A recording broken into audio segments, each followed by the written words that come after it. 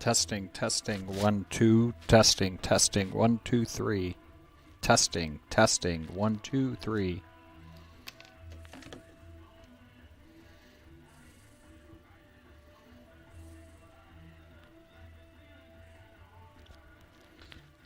Testing, testing, 1, 2, 3. Testing, testing, 1, 2. Testing, testing, 1, 2, 3.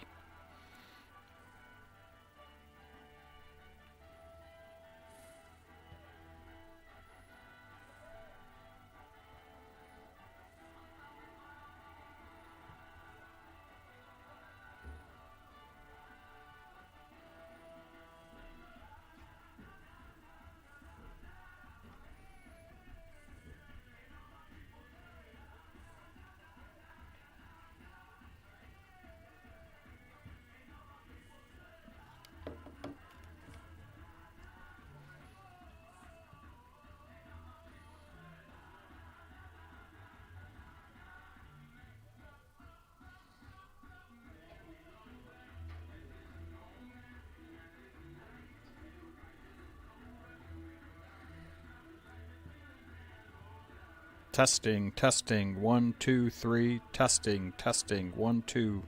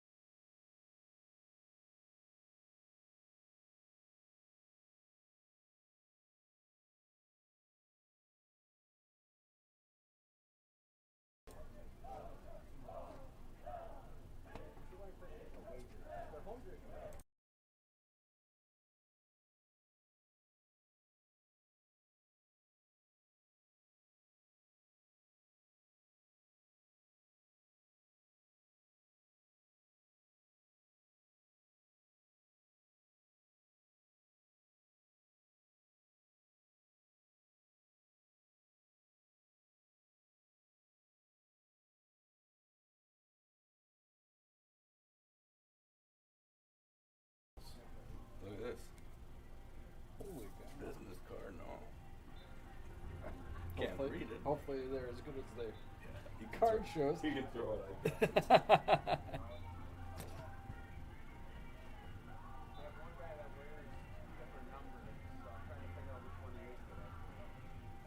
Our insurance, our job is to get you good insurance coverage at a great price. But we're also here to help you prevent those household issues before they become expensive claims. Harvest season can cause congestion on rural highways. Please do not pass farm equipment at rural intersections, and that can include farm field entrances. Contact EGR Insurance at 712-873-3455 or visit egrinsurance.com. We'll get you covered before the coverage kicks in.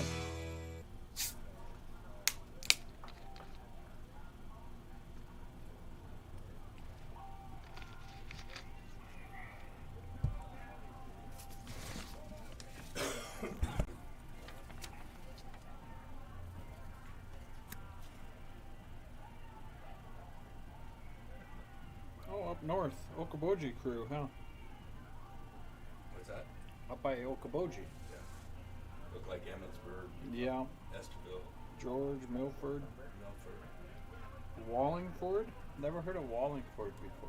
That's a little town when you go out of Spare Lake. Yeah. Out just off the last bend across the road. That little town right there is Wallingford. Is it really? Yeah, they never call it anything, but that's That's Spirit Lake to everybody except Yeah. for the residents. Hey, babe. Yeah. In my purse, there's the hand warmers. Do you want to? If they're in the big zipper, will you hand me those so then I don't have to bug you during the game? Do you want the hand warmers to put in your pocket? Okay. I don't need them all.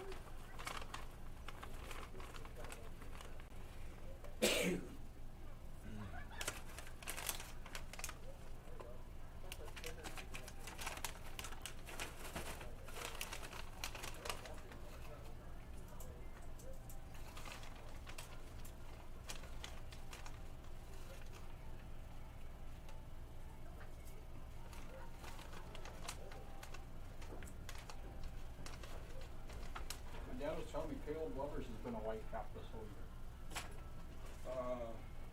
yeah, who was telling me what crew it is? If it's a startup crew, or is he with Harris? He's working with Harris, but Harris couldn't make it a couple times.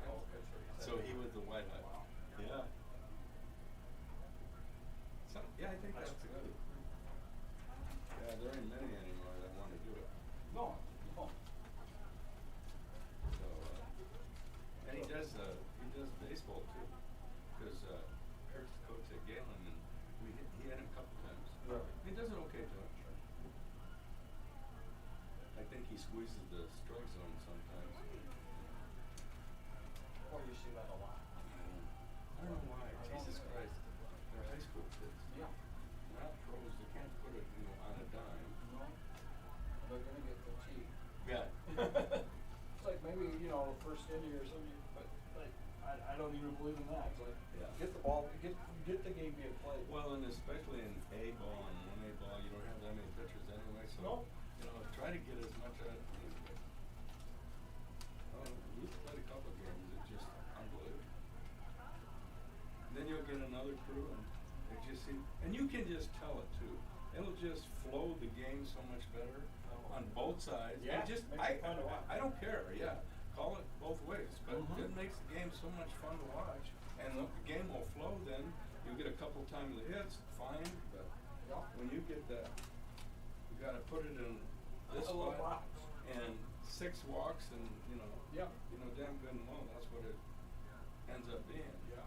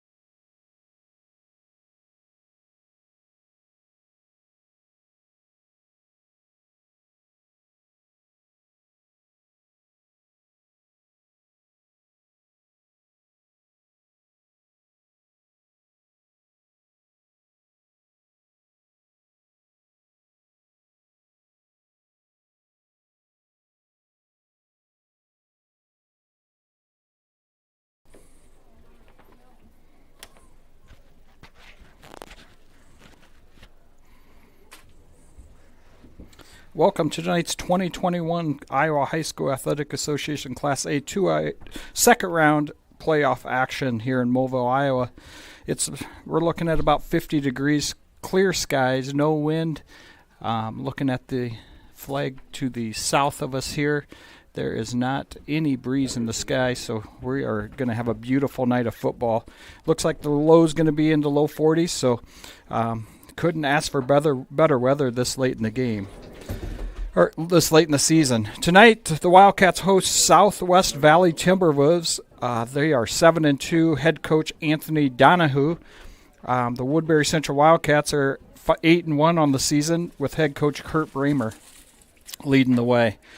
Tonight, Southeast Valley Timberwolves. We're going to throw some season stats on the board here for us to review real quick before the game gets started in about 15 minutes.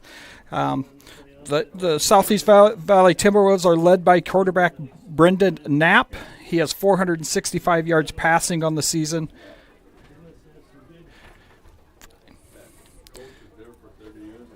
And 1,088 yards rushing with 159 carries.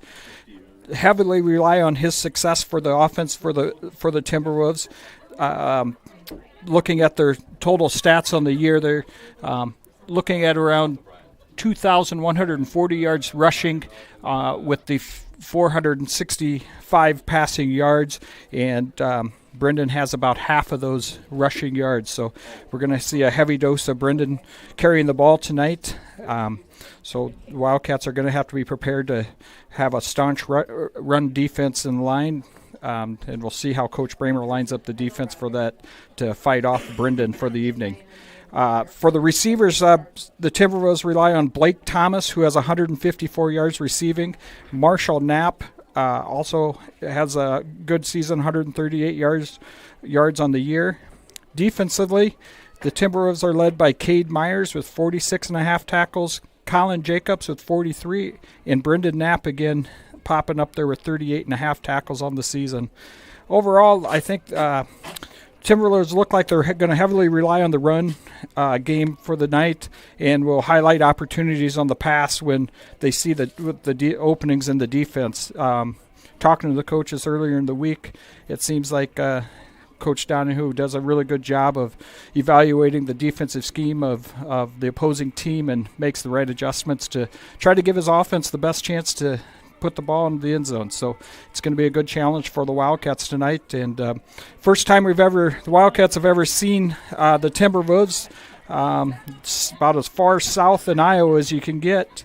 They have a good turnout of fans across the field here I believe it's close to a 3-hour trek up north to get here. So we appreciate them making the long trek, and hopefully we can provide a good service tonight to the people listening back down in the Corning area. And we appreciate you tuning in down there as well. Defensively, the Timberwolves have given up an average of 14 points a game.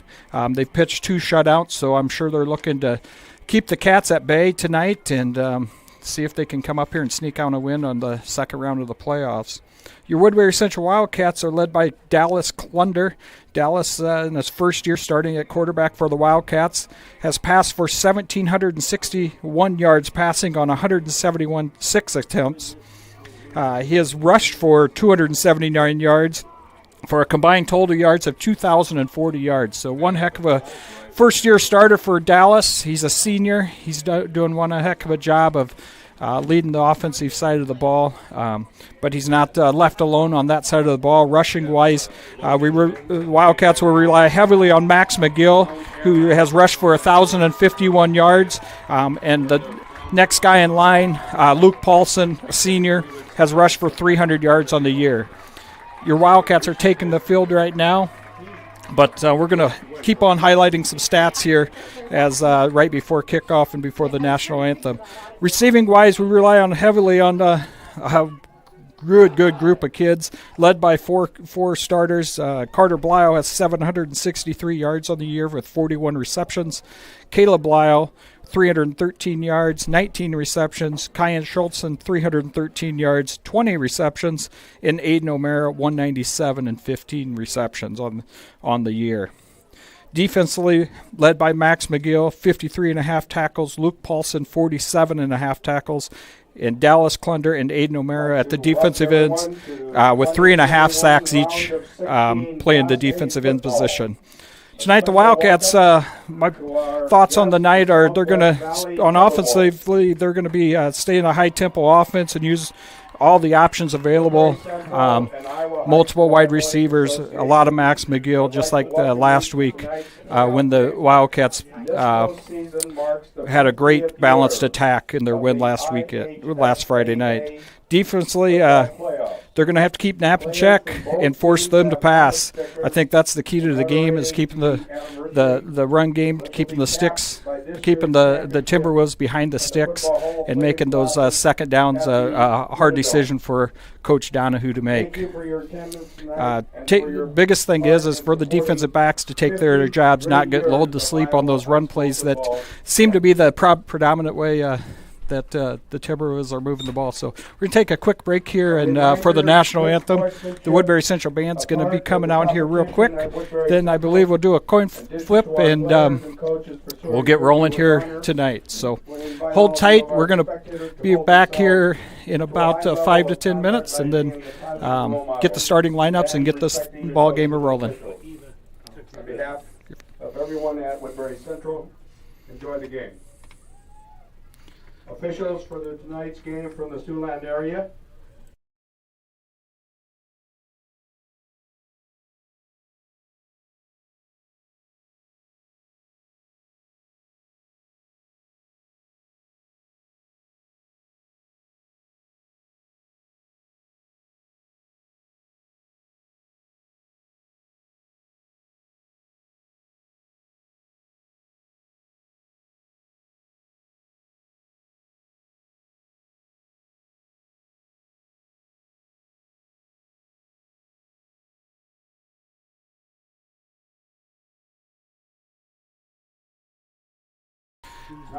Looks like I have a few more minutes before we get started. I'll just highlight the offensive starters for the Wildcats. As you can see, I'll pop it up on the screen here for the Wildcats. The Blyle twins will be at the wide split in or slot back positions.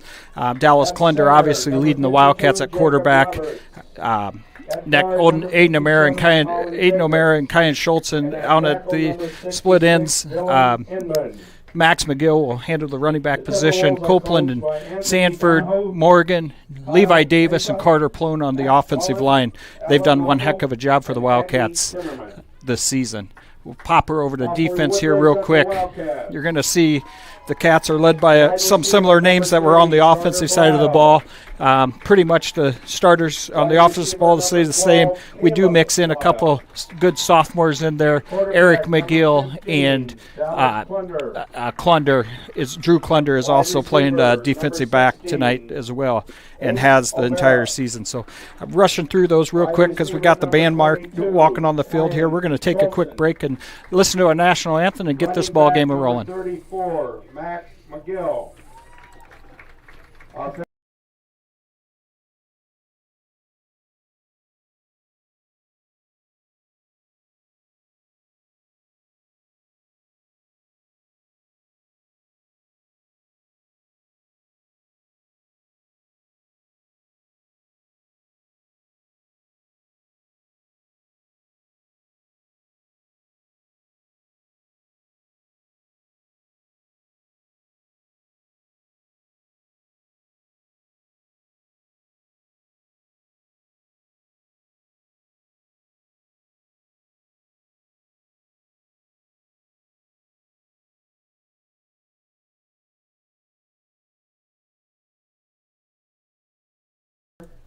Hand over your heart, Mr. Noah Hickman and the Woodbury Central Marching Band, and our national anthem.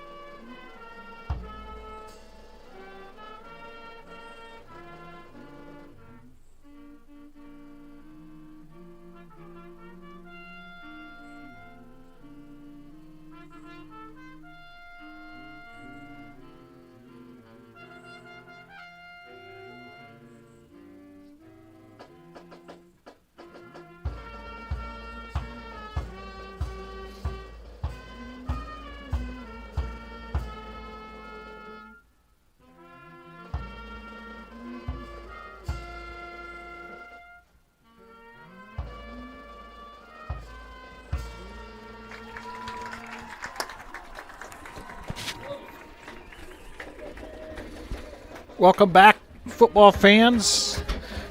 National anthem by the Woodbury Central Marching Band. We're ready to get rolling here tonight. I know I was just looking out there at the Wildcat lineup. I did miss Christian Kruger will also be a starter on our defensive backs. Christian's done a heck of a job. He's actually right up there, pretty close to one of the leading tacklers. And you would think when he's in there at free safety that we wouldn't. Hopefully that wouldn't be the case. But he is coming up real hard and filling those holes in, and done one heck of a job back at that free safety position. So Wildcats looking like they're going to go take the coin toss right now.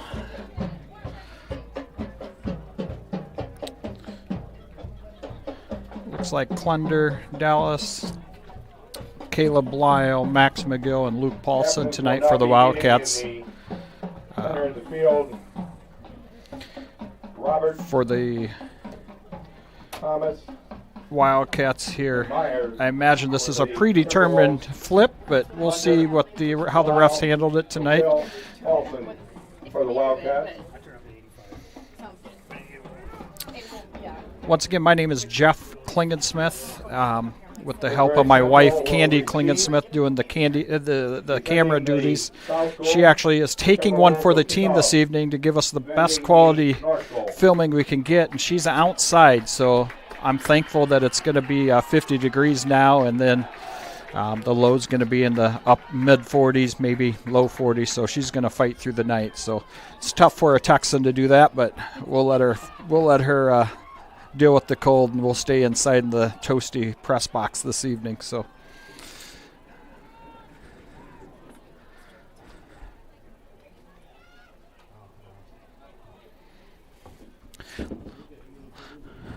looks like the Wildcats are going to be receiving the ball here. The Timberwolves must have won the toss, so the Cats will be back. We'll have Carter and Caleb Lyle back to receive the kickoff and get this started. Hopefully we can start her off like last Friday night and had a great return. Get that ball. Last week I think Lyle returned it down to the opponent's 30-yard line. So be sure nice to start it off that way, but we'll get this rolling and see how it goes. We'll kick off for the Timberwolves.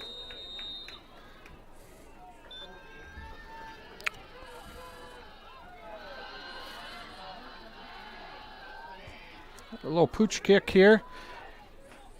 Drew Clunder with the reception there. No gain. Brought down immediately. Good field position for the Wildcats. Wildcats are going to go no huddle. That's kind of their traditional offense here. So where the Wildcats will have it 1st and 10. Going to go trips to the far side. Blau twins over there with Kyan Schultz and Aiden O'Mara to the near side. Over the ball for the Wildcats. Timberwolves in a 4-3, it looks like, paying respect to the wild side. Nobody over the top over at safety, so leaves an opening on the 2nd and 3rd level for the Wildcats. McGill for a gain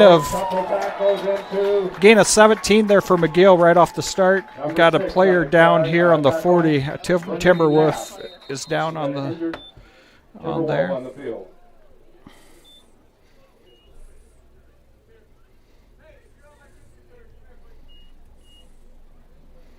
Not the way we want to see this night start out for any of our athletes out there competing tonight. Hopefully it's just a little hip pointer. He was grabbing his hip, so hopefully that he's able to pop up here. Looks like he's up. He's going to walk off under his own power, so we're happy to see that. We don't want to see anybody have any injuries tonight.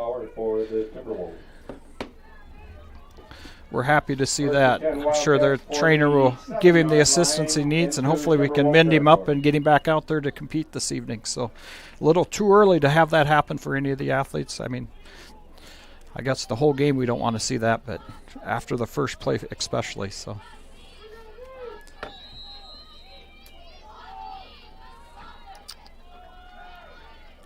Clunder is back, calling for the snap. Play action pass to Blyle. Blau receives on the 30. Blau's down the sidelines, cuts it back. First down for the Wildcats at the 7-yard line. Great play call there by the Wildcats. Great connection to Caleb Blau. First and 8, or first down on the 8. First and goal. Wildcats are going to get called here for illegal procedure. It's going to cost them 5. It's going to be first and 13 for the Wildcats. A little movement up front, it looked like. So Cats will get the thing rolling, and they will go high tempo and really put a lot of pressure on the Timberwolves defense. Except for when they have little hiccups like that. Klunder's back to pass. He's looking to the end zone. He's got Blau in the end zone. Ooh, in and out of his hands. Great pass by Klunder. Just barely missed it. I think Blau is saying he lost the ball in the lights. So Carter's was pointing at his lights like they kind of shut off for a second. So that's all right. The Cats will regroup here. 2nd and 13. Klunder with an option. McGill takes the pitch and will have a gain of, looks like he got the 5 back that we lost, so it's going to be 3rd and 7 or 3rd and 8. 3rd and goal. 3rd and goal for the Wildcats. I would imagine this 4-down territory. Maybe not. We've kicked a field goal before. So, but I would imagine this early in the game, Coach Bramer's usually pretty confident in his defense, so we'll see what we do here. Hopefully we can convert on 3rd down. Going to get called timeout by the Wildcats. Coach Bramer calls a timeout. We're going to take a quick commercial break here. We're going to take a quick 30-second break here, and we'll be back. United Bank of Iowa is proud to support Woodbury Central Sports and ready to be your bank as Iowa's #1 ag bank for the past 17 years. Their experienced ag lenders are ready to help your farm operation succeed for generations to come. United Bank of Iowa is also ready to finance your new home, vehicle, or business. Come to United Bank of Iowa for your child's first savings and checking account and have all the benefits of online and mobile banking. United Bank of Iowa is committed to rural Iowa and the communities we serve. The difference is here at United Bank of Iowa, with offices in 35 locations in West Central Iowa, including the local Mobile office. Member FDIC. Welcome back. We got 3rd down and 7 for the Wildcats. 3rd down and goal, I should say, for the Wildcats. Wildcats called the timeout there. They wanted to see what the Timberwolves set up any different, and it looks like Coach Klunder up in the box is going to call a little different play here based on how the Timberwolves set up. So we're going to go back out there to Blau. Blau catches this one, and it is up 6 for the Wildcats. Caleb Blau for the Wildcats. I have it Carter Blau on the reception there for 7 yards. Great way to start out for the Wildcats. Luke Paulson in here for the extra point. Drew Klunder holding.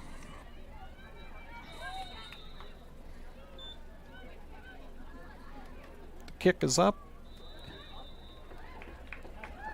The kick is good. Cats convert. We're going to head to another commercial break here real quick, and we'll be back in 30. In small town living, close to all the big city amenities. The Ridge in Mobile, just a few minutes from Sioux City. This growing development has affordably priced lots to accommodate any home, as well as move-in ready new homes. The Ridge is adjacent to Mobille's award-winning golf course and features city utilities and an on-site park, all in a vibrant community with an outstanding K-12 school, parks, pool, and more. For available lots, visit theridgemobile.com today. The Ridge in Mobile. Welcome back. Wildcats take the opening possession down for 6. A quick pass to Blau for the end zone. On 3rd down, a pass of 7 for the touchdown. Luke Paulson converts for the extra point. The Cats lead 7-0 with 13:03 left in the first. We'll make that 10:32 left in the first. And about the 10. Cuts it back to the middle. Good Brought kickoff down. by the Wildcats. And number 17, Timberwolves will start at the Kobe 20-yard Miller. line. Cats typically will be in a 4-4 with a one high safety. We'll see how And they about the 20, make some where the adjustments here Timberwolves will have it tonight. First and 10.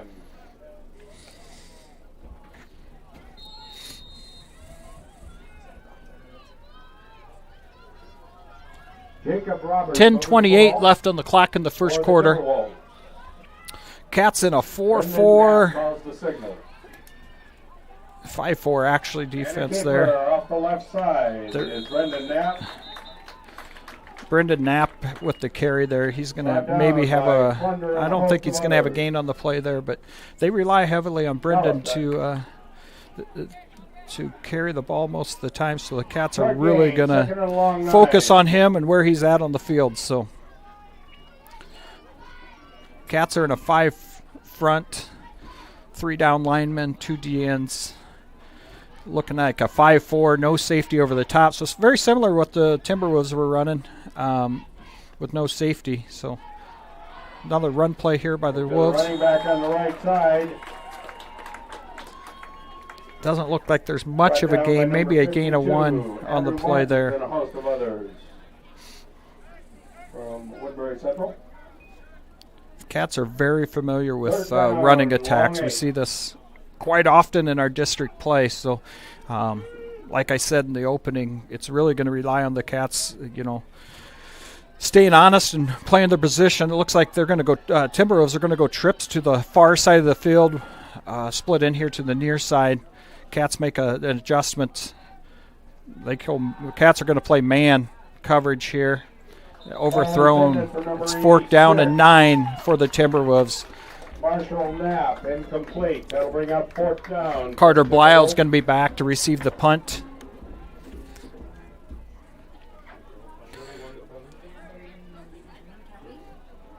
Isaac Curran. Carter Blyle set up about the 42-yard line of the Wildcats. So Carter Blyle deep for the Wildcat. you'll see that little spark plug run back and forth if he gets his chance. It was a kick to the near side here. It's going to be down about on the 47-yard line of the Timberwolves. The Cat's going to have good field positions here. Heading into the second possession of the game for the Wildcats, it's going to be 1st and 10 on the Timberwolves' 47-yard line, it looks like. So Cats already lined up, making some adjustments. Christian Kruger in here at the near side. Aiden O'Mara getting a little break. So Clunder hands off to McGill. McGill for a nice gain of 4. Looks like on the play. Evan Timmerman. Evan Timmerman on Gain of about tackle there. 4, So 2nd and 6. number 15.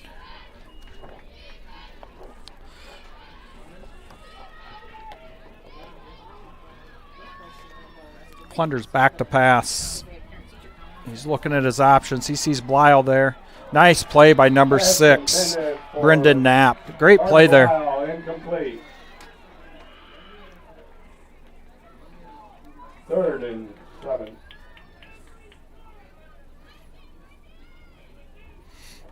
Knapp was playing on the outside at corner there and came down to help after he saw the ball in the air. Great play. That's a good athletic play by Brendan.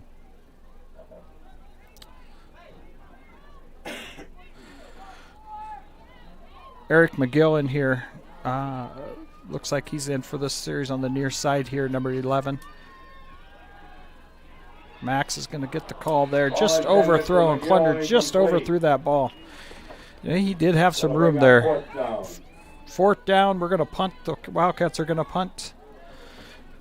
Quick series there for the Wildcats. Can I steal a piece of paper? We sent up a message. Brendan Knapp deep for the Timberwolves. Luke Paulson back to punt. To attempt the punt for the Wildcats. Knapp is back to receive. He's standing down there about at the 5-yard line. So it's a good. Looks like that punt is getting a Wildcat bounce, but it's going to be about on the 19-yard line of the Timberwolves. About So the 18-yard line where the Timberwolves will have it 1st and 10.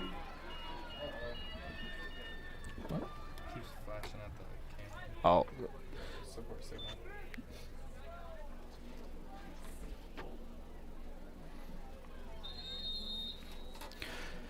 first and 10 for the Timberwolves.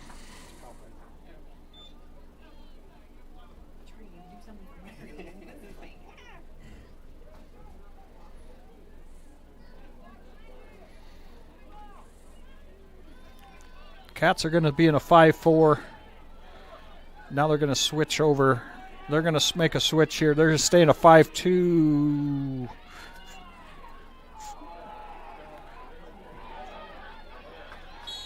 Brenda Knapp here to the near side. He's going to have a gain of about 1, maybe 2 yards there. So a little confusion for the Wildcats when they went and Miguel. deuces to the far side. The Cats had a little confusion. It looked like they were trying to get into a 4-4, but they I think they stayed in a 5-3 there. So still not playing any safety over the top for the Wildcats. So there's a little vulnerability there, but I think Coach Bramer feels pretty good about it. So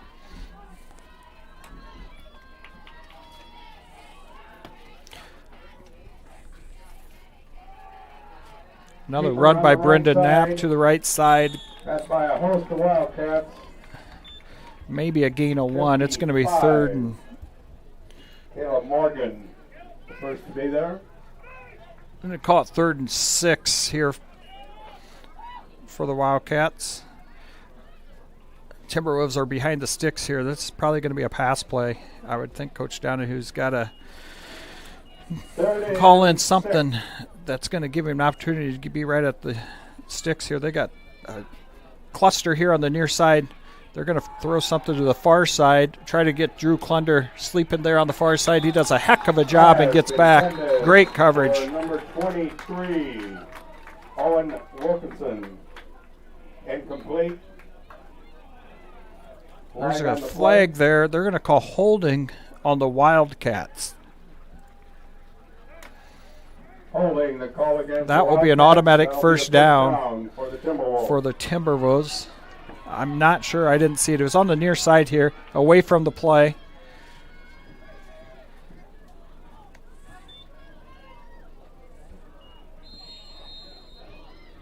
So, Cats will regroup. The Timberwolves are going to spread it out a little bit more here, see if they can loosen the Wildcats' defense up by getting some more guys out of the box. 32 with a little quick pitch there inside. Luke Paulson with a great play there, great tackle. The DNs for Wildcats do a heck of a job of really not giving up the edge, forcing it to stretch to the sidelines, which gives a lot of opportunities for the outside linebackers to come in and just, with a full steam ahead, make those tackles. Close to the line of scrimmage, typically that one was a loss of 5, but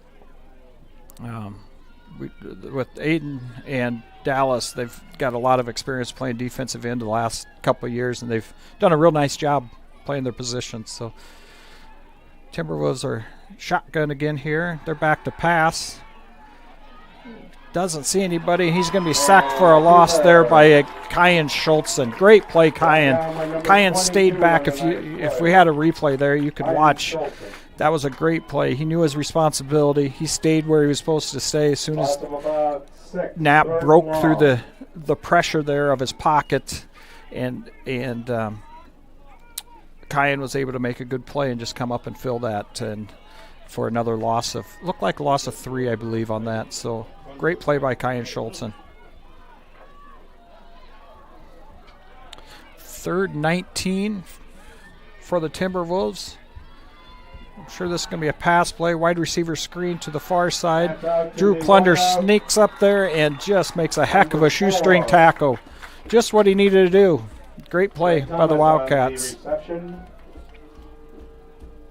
Carter Blyo is going to be back here looking at punt return, sitting on the 35-yard line. Bring up 4th down, and Isaac Curran will attempt the punt.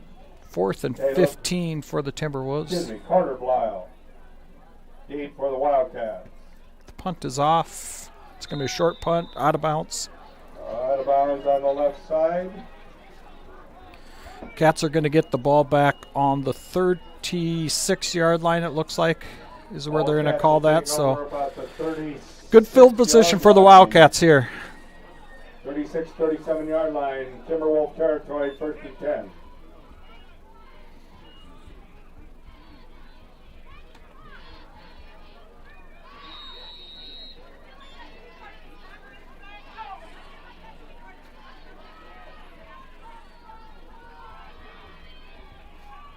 Clunder back. Keeps it. Nice keep there by Clunder. Gain of 4. Keeper to the right side. That's been a really good tool the Wildcats have been able to rely on this year. Right down by He's done Dallas done a real nice job of really holding out and on those option plays, getting the D end or outside linebacker to commit on the when we run the option or RPO, if you want to call it that. We run more option, I guess, out of that. So great job by Dallas. Quick pass here to O'Mara. O'Mara just misses it. There. For O'Mara, incomplete. Just misses it. It slips right through his hands. Great play call there by the Wildcats. I'm going to have to talk to Aiden there. He's had more misses here in the last 2 games than I've seen all season. So hopefully we can get those sticky gloves to work again here pretty quick.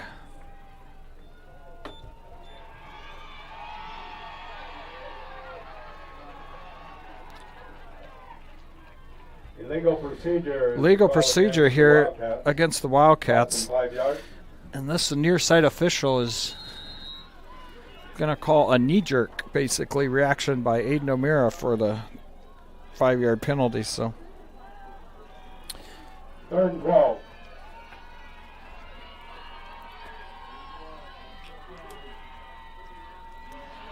Luke Paulson in there with the carry.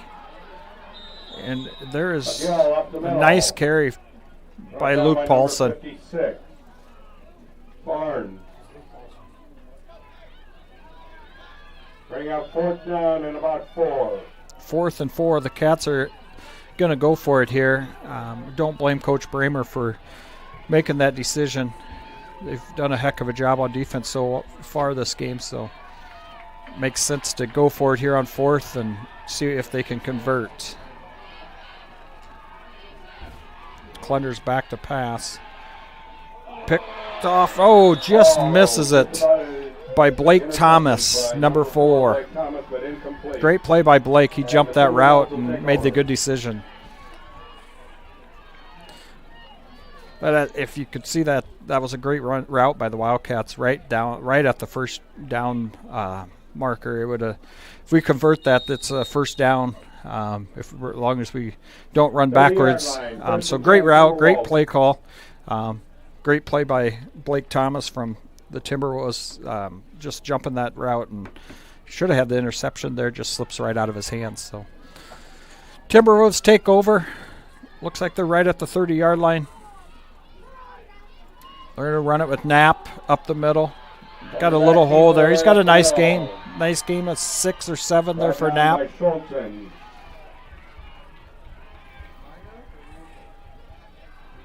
Gain of about 7, 2nd and 3.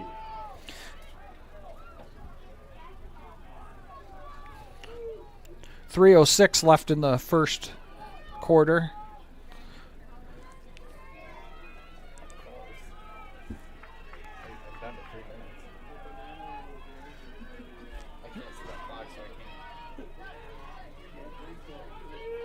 Knapp back, hands off to number 3, Cade Myers. Cade's brought down for a short gain.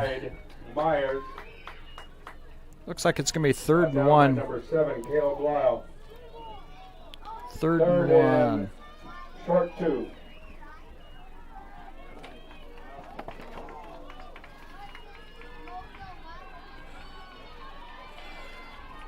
Timberwolves have 2 to the near side here, 1 to the far, 2 to the far side too, so it's going to probably be a run up to the middle.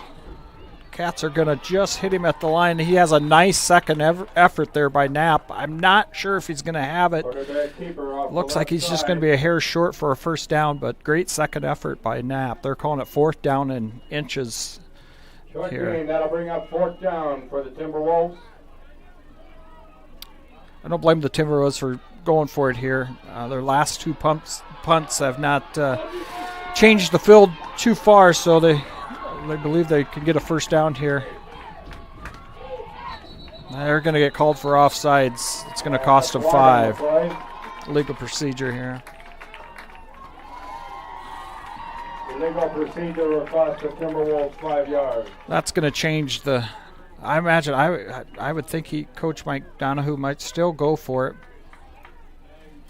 Looks like he's going to put the punt team out there, so I wasn't sure if he would. They've done a nice job the past 2 series against the Wildcats. Punts have not worked in their favor here the last 2 times, but he's going to go back to the punt and see if he can change the field position over a little bit. Number 31, Curran.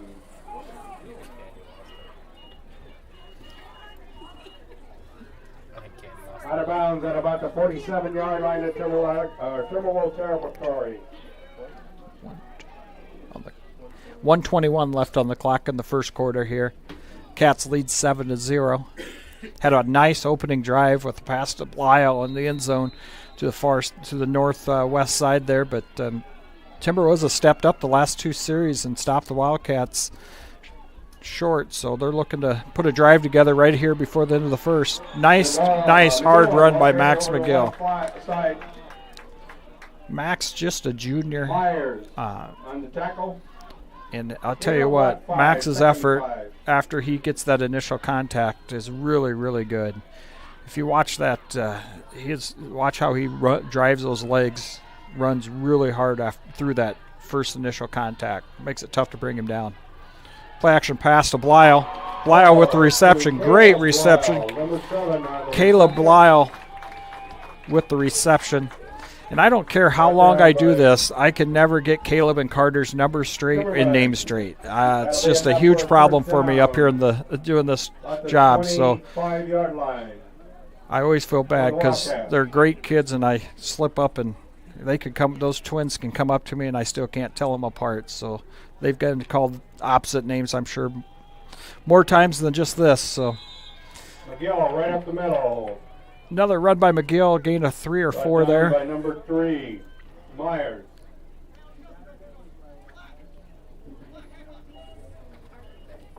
Gain of about 3, 2nd and 7.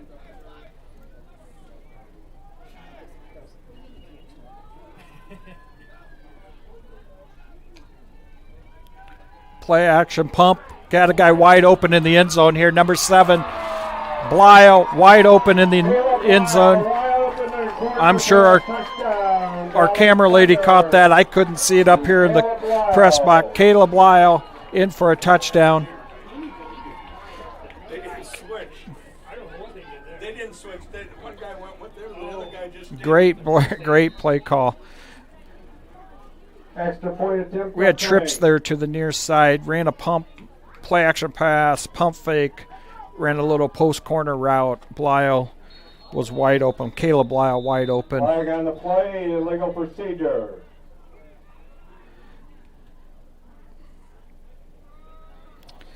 So we have another penalty on the Wildcats here, and this is where it gets frustrating getting the playoffs, where they get really particular on little instances, but during the regular season they let a lot more go. So it causes a lot of frustration for the coaching staff. I wish they would stay consistent and hammer these little technical things the entire season by the officiating crews.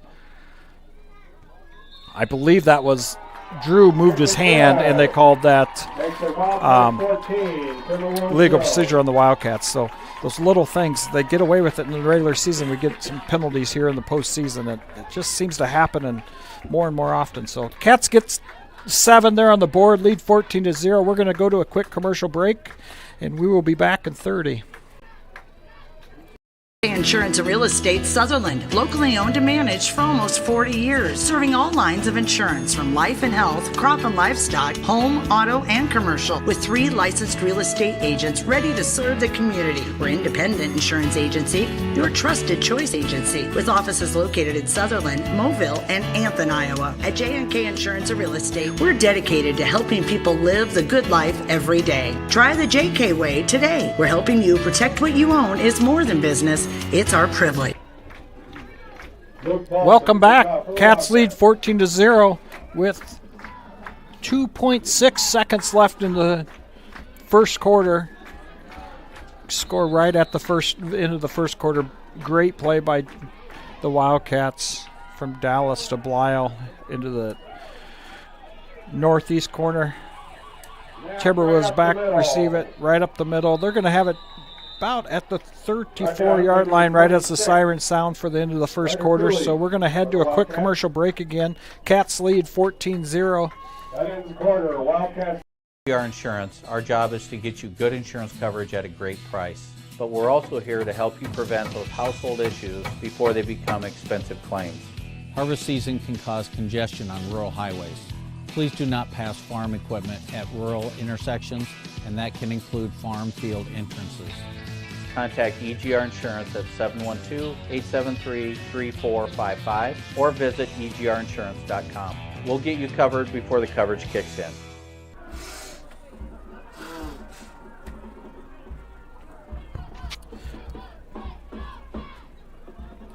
Welcome back. Cats are going to be set up to kick off, but we're already kicked off. Timberwolves are going to have it 1st and 10 from the 39-yard lines of the 39-yard line of the Timberwolves.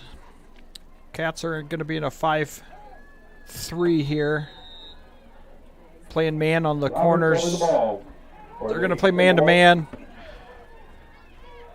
Now roll back. We're going to be in probably a cover 3.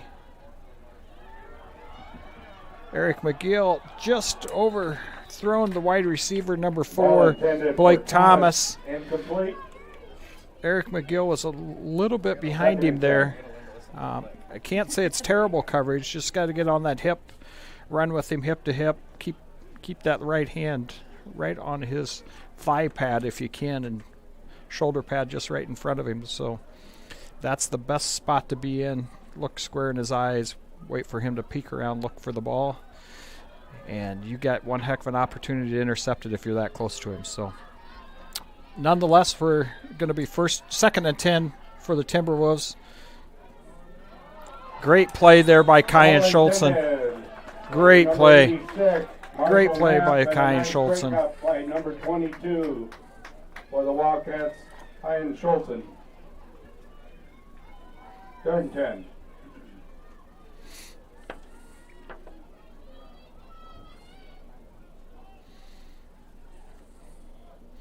Got Aiden McCormick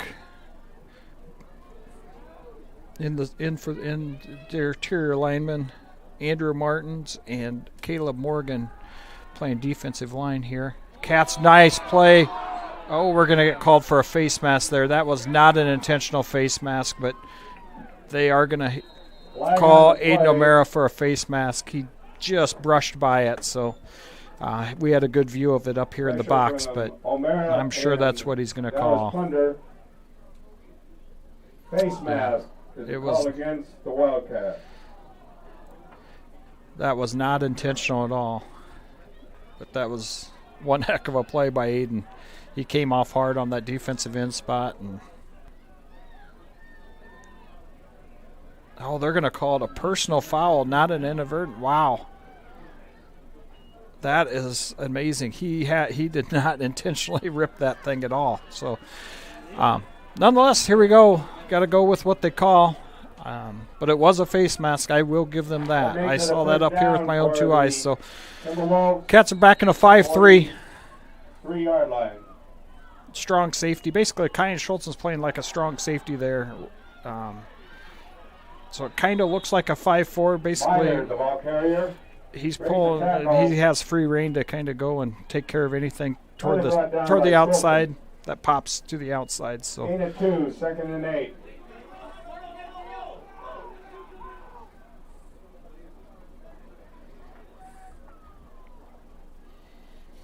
Number 26, Ryder Cooley in the game, giving Caleb Blyau a little break here.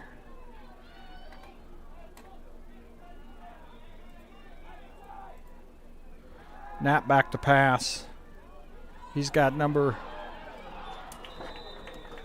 Pass intended for number 88, 86 Marshall Knapp. He had broke loose. The Timberwolves are making some adjustments and really putting pressure in on the Wildcats defensive backs right now, which I thought that would be their game plan. I figured the Wildcats see the running attack a lot week to week, so I figured the Wildcats would have some success shutting down the run game of the Timberwolves, and then you'd have to revert to the pass here to try to get guys out of the box and open up their run games. So we'll see. Back to pass is Knapp. He's going to throw it down that right side again. Eric McGill is right there to make the play. So not a lot of options. Incomplete. Bring up 4th down. 4th and 8 for the Timberwolves. Carter Blyle back to receive the punt. Turn back to punt. Carter Blyle deep for the Wildcats.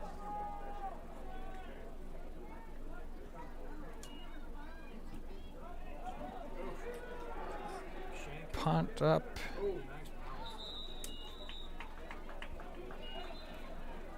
There's going to be another penalty flag here.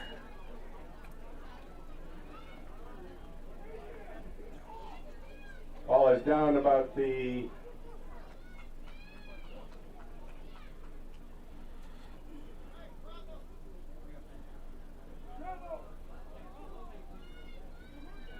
Is there a flag?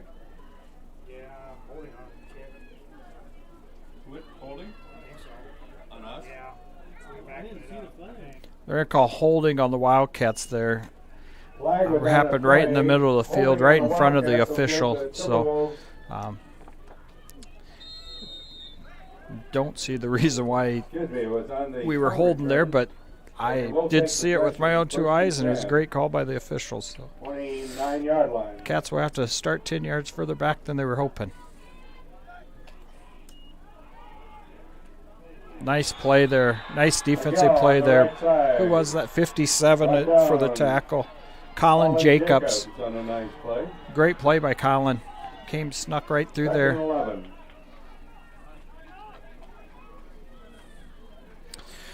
Second and 11. Timberwolves are going to go to a two-eye safety. I would imagine they'll be in a cover two and play man everywhere else, but it's passing down for the Wildcats typically, but we will run this sometimes. Klunder's off to the far side. He's going to get a short gain. Plunder on the keeper around the left side. A gain of 4, it looks like, by Klunder, so Pushed out great of play. bounds by Myers. That option for the Wildcats is really Gain of about kept 4, the defense 5, is really 13 and honest. 6. They can't really drop back and play a lot of zone. They got to keep guys in the box to keep everything kind of true to form. A lot of teams, when you get second and long like that, will want to kind of clear the air and sit back and try to get your two-eye safeties to intercept that pass, to pop it up right on a fly pattern or something like that. But Cats keep it honest and run the ball actually there. They're going to have Luke Paulson here on the near side. He slips. That's going to be incomplete. Ball intended for Just Luke underthrown Paulson, there by incomplete. Luke by Dallas Bring up Klunder. 4th down. It's going to be 4th and 6. Cats are going to punt. Luke Paulson will punt. Knapp's going to be back to receive Knapp it. deep for the Timberwolves. He's going to be standing back Paulson about on the 30-yard to accept line. The punt for the Wildcats.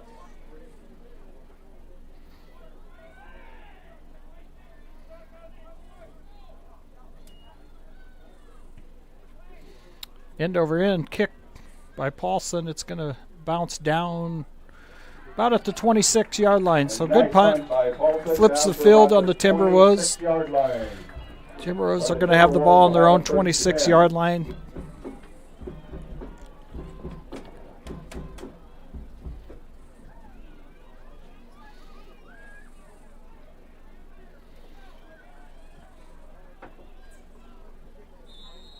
Or it's taking forever.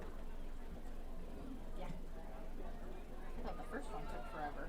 What are we at? 9:38.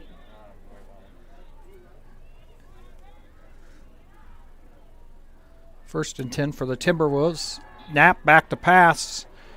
He has 88. His Brendan Knapp, I would assume that's a sibling. By Good. Marshall Knapp. Marshall Knapp with the reception, number 86. Great play.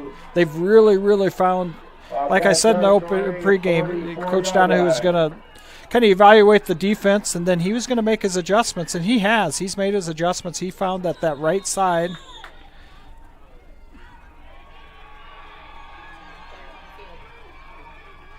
That right side is vulnerable for the Wildcats right now. I don't know exactly what he saw, but he's really putting a lot of pressure on the defensive backs on that far side. So Coach Bramer's making some adjustments as well, but he's moving to a 4-4. Just kind of what Coach Donahue wants the Wildcats to do, kind of second-guess their strategy. But I'll be honest, the Wildcats have done a really nice job even when they go straight up to a 4-4 with the run defense with Luke and Max at the middle linebackers. The responsibilities of the interior D linemen are to kind of stand those offensive linemen up and give Max and Luke the view they need to go and fill that hole, and it's really worked really well this season. So.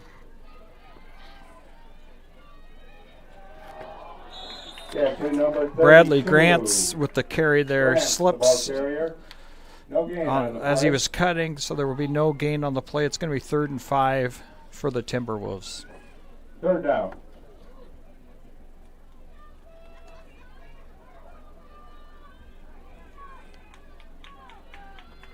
Like I was saying earlier, when the Cats are in their 4-4, they're really looking for their interior linemen to give those linebackers a view is what your really responsibility is, so they can come in and fill that hole. Back to pass is Knapp. He's going to go again, and it's going to be incomplete. So it'll be 4th and 5. Ball intended for Knapp, incomplete. 4th down. 4th and 5 for the Timberwolves.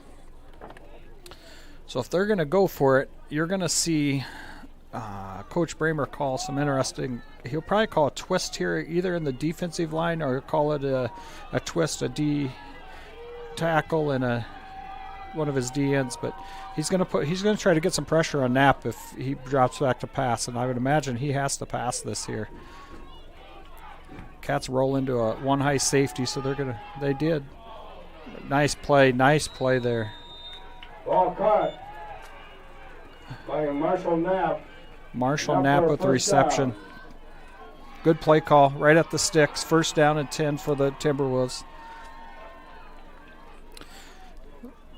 Coach Bramer did bring Max McGill in on the blitz. Just too quick of a pass play to really get him in there in time. So.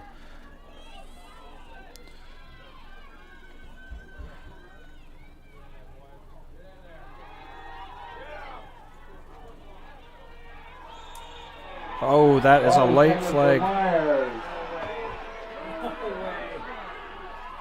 Ooh, I'll be honest, that ball was well overthrown. Pass interference as the call against the Wildcats. And it was a really late flag, so that was interesting. But, oh well. Nothing the Cats can do about it. They just got to play football. They got to quit worrying about let the officials play this game. But that was ball was overthrown and really a late flag. So Knapp's back again. There's just not much there for Knapp. On the left side. Brought down by Dallas Klunder and Caleb Lyle. No gain on the play. 7:17 left in the second quarter here.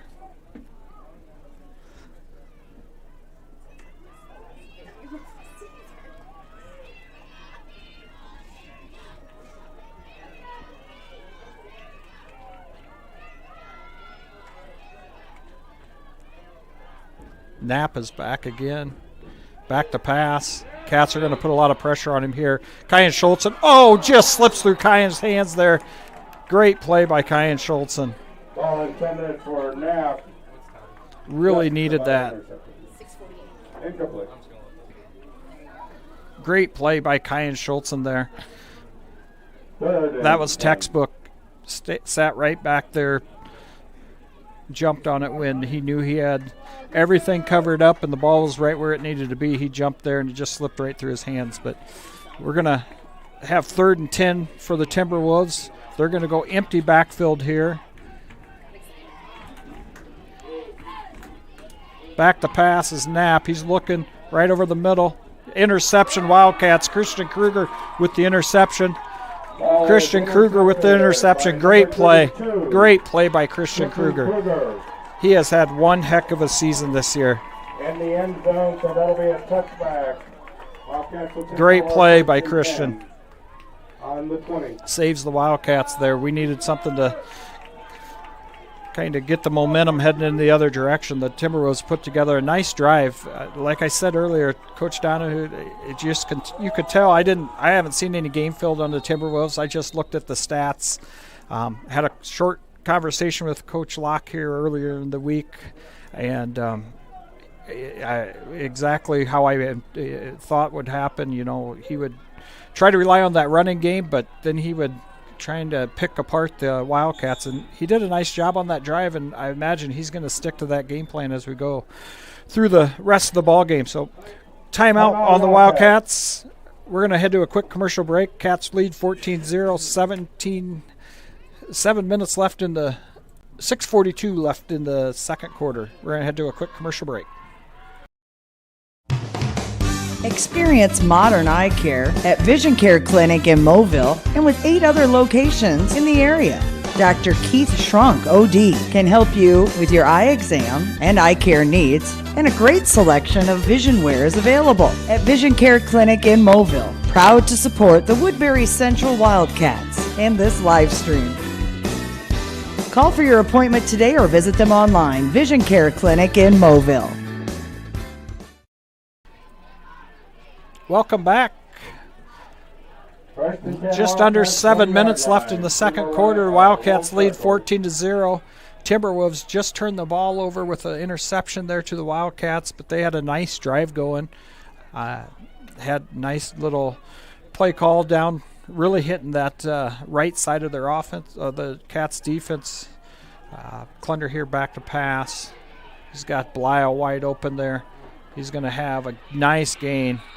Nice gain by Blyle. Caleb Blyle with the reception, gain of I would call it 8 yards. By Myers. About a 9-yard gain, 2nd and 1.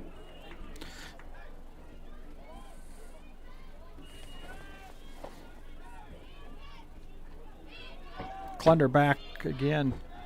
Calls for the ball. Hand off to Max McGill. Max going to get. He's going to be down there for a short loss, it looks like. Cade Meyer with the tackle. Great play by Cade.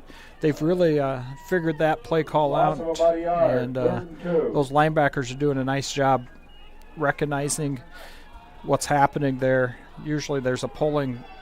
Usually we pull a tackle, actually, and lead that out there, and they're really just going with him and going with the flow into the ball. So it's making it a little bit tougher for Max to get any big gains out of that play.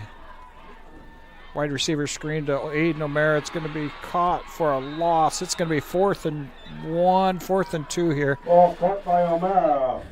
They're brought down. Wildcat kids want to go for it, but Coach Bramer's going to make the right call, and he's going to punt the ball, play to his favor, try to get the field reversed a little bit here. Brendan Knapp deep for the Timberwolves. Paulson to punt for the Wildcats. Nice high punt by Paulson. Fair catch called by Knapp. Fair catch right on the 40. 40-yard line. The Timberwolves will take over.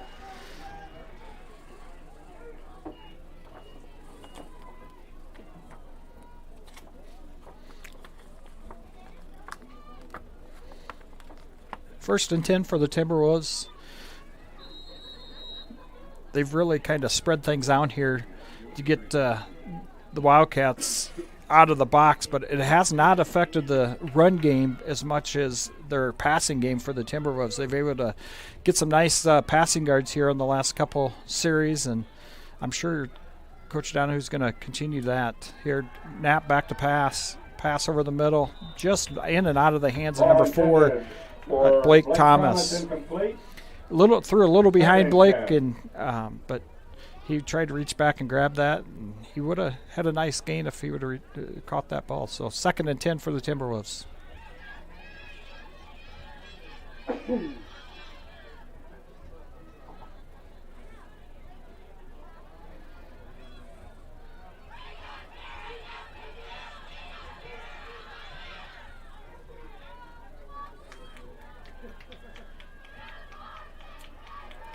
Knapp back to pass again, a little pump fake over here to Drew Klunder, just overthrown. For number 23, Wilkerson. Incomplete. 3rd and 10. 3rd and 10 for the Timberwolves.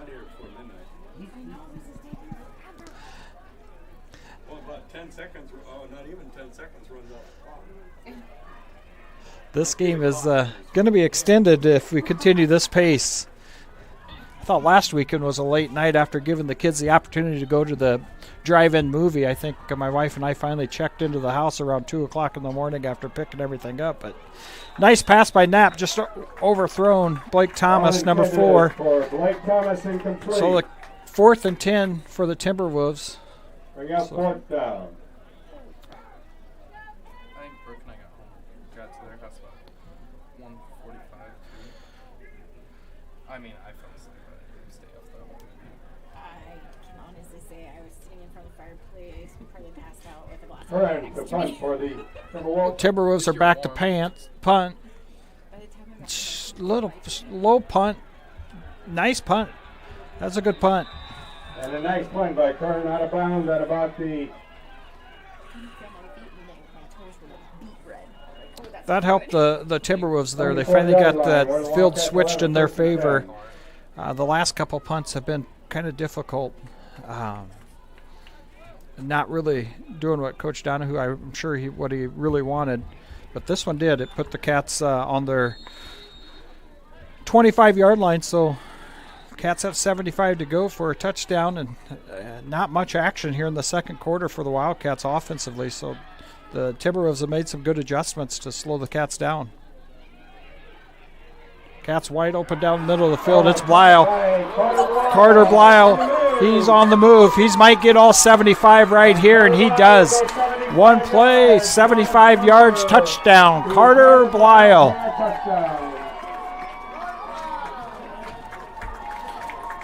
If you watch that, I wish we had replay. You could see how patient Dallas was to let that play develop. He let Blyle come all the way across the field, and actually he let him get to the far hash before he threw that, so he got the separation he needed to really get him open there, which actually gave him the opportunity to get to the end zone. So great play by Dallas, great catch by Blyle. Great extra point by Luke Paulson. 3 for 3. Cats lead 21-0. 4:20 left in the second quarter. Cats lead 21-0. We're going to head to a quick commercial break.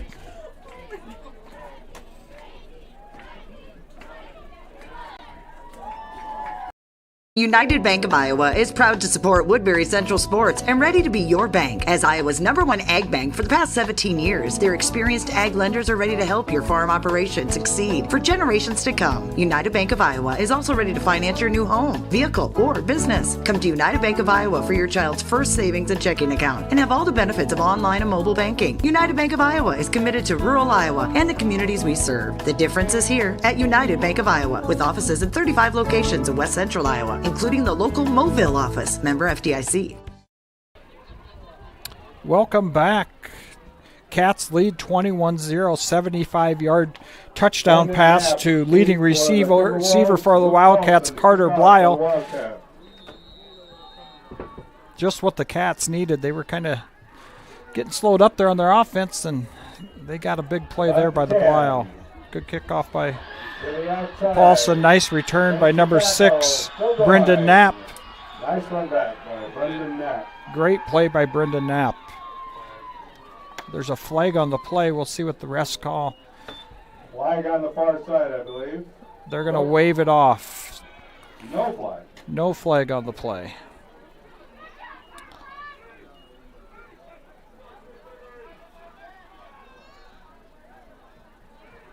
"47-yard line where the Timberwolves will have it 1st and 10. Timberwolves will take over on their own 47-yard line. They have great field position here to start the drive. Great return by Brendan Knapp.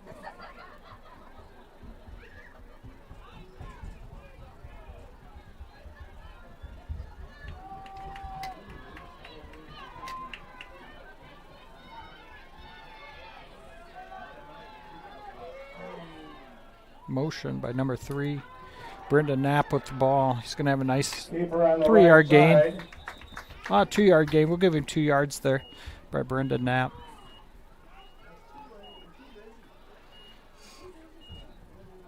Luke Paulson and Kyle Schultzen on the tackle. Gain of about 2, 2nd and 8. Maybe for halftime she's giving him warm up.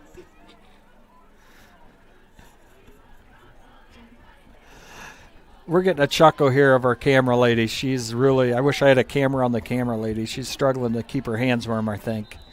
She might be investing in a different pair of gloves next week if the temperature dips down like it's supposed to, if we're able to play next week in a playoff game. But more than likely, even if the Cats don't win, I kind of enjoy doing this. I'll try to find another game to go do this at next Friday night, so I'll try to recruit her to do the camera at that game. So regardless, we'll probably be somewhere next week doing this on a Friday night. It's a lot of fun getting the opportunity to watch kids perform, watch kids in the playoffs, all the emotions. It's truly a joy to watch all of this action on a Friday night. So.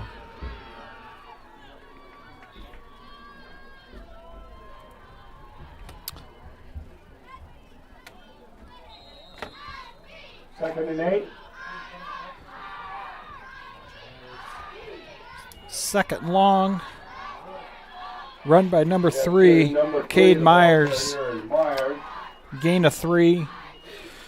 It's going to be 3rd and 5 for the Timberwolves. Puts them behind the sticks a little more than coach would like them to be, so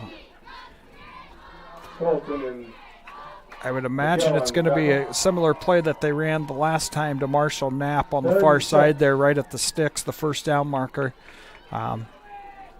They'll probably run a couple guys right there at the first down marker to send a couple deeper to give them an opportunity. Yep, number 4. Ooh, just short. Blake Thomas.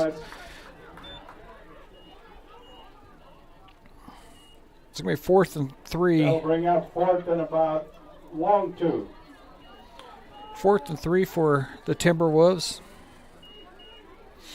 Looks like they're going to go for it here.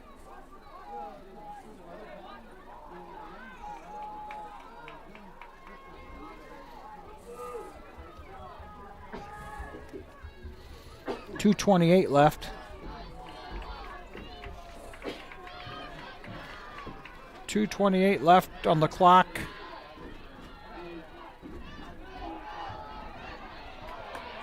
Nice play call by the coach there. Caleb Lyle just overran it. He sniffed it out, but he just missed that tackle. If he would have hit that thing right there, it would have been probably a no gain for the Timberwolves, but nice play call. First down for the Timberwolves. 41-yard line. New set of downs. Timberwolves are in shotgun, 2 backs. Running formation. Bradley Grants with the ball. Grant.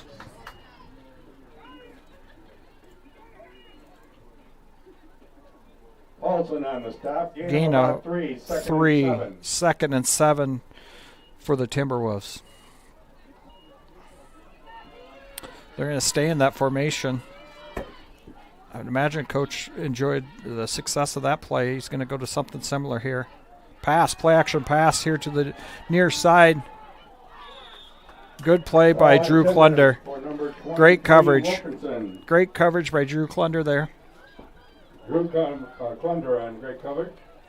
Incomplete.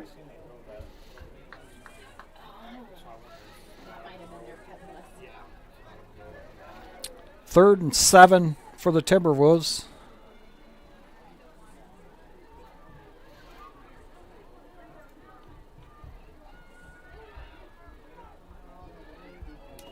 Run play to Cade Myers. On the right side. Gain of 4. Right down by 4th and 3. 4th and 4. I guess gain of 3. Fourth down and 3. No thoughts here by Coach. He is going to go for it. I can't blame him here at this point in the half to try to get a first down here. See if they can get points on the board right before the end of the half. Myers with the ball again. Great first down. Great tackle there by Ricky McGill. Ricky McGill with the tackle. Great job. Just a sophomore. Timeout, Timberwolves.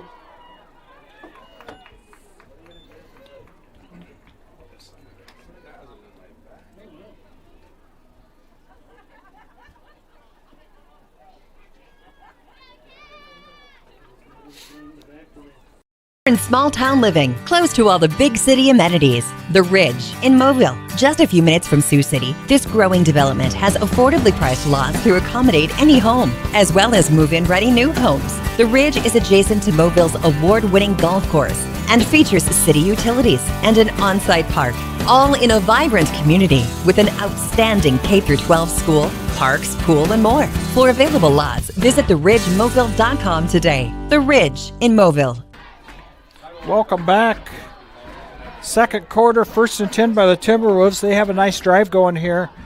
43.2 seconds left on the clock. 29-yard line. Timberwolves have it in Wildcat territory. Knapp back to receive the snap. Nice blitz by the D in there. Nice. That was Dallas Klunder. That came from the defensive end position. I did not catch if there was a stunt in there from a twist or something like that, but great play nonetheless by Dallas Klunder. Pass to the near side here.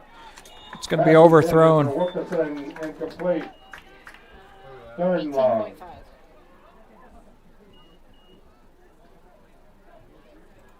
18 seconds left in the second quarter. 3rd and 17 for the Timberwolves after a sack by Dallas Klunder. That will be his he has 4.5 sacks on the year now, so he's leading in sacks this season. 4 wide here to the near side for the Timberwolves. Actually, they got to switch that over. That was going to leave an ineligible receiver here on the near side, so I believe that was why they were running that. They call timeout. We're going to head to a quick commercial break. 17 seconds left here in the Insurance and Real Estate Sutherland, locally owned and managed for almost 40 years, serving all lines of insurance from life and health, crop and livestock, home, auto, and commercial, with 3 licensed real estate agents ready to serve the community. We're independent insurance agency, your trusted choice agency, with offices located in Sutherland, Mobile, and Anthon, Iowa. At J&K Insurance and Real Estate, we're dedicated to helping people live the good life every day. Try the JK way today. We're helping you protect what you own is more than business. It's our privilege. Welcome back. 17 seconds left here in the second quarter. Cats lead 21-0. They're just trying to keep the Timberwolves off the board before they go into half. Timberwolves would like to surely put some points on the board. I'm sure you're going to see a little trickery here, if so to say. Knapp's back in the backfield all by himself. He's going to drop back. Comes up into the pocket, looking for anybody. He throws it. It is incomplete. So 4th and 17.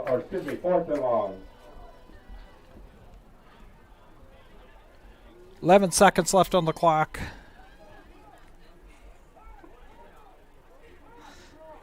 This is going to go into the end zone.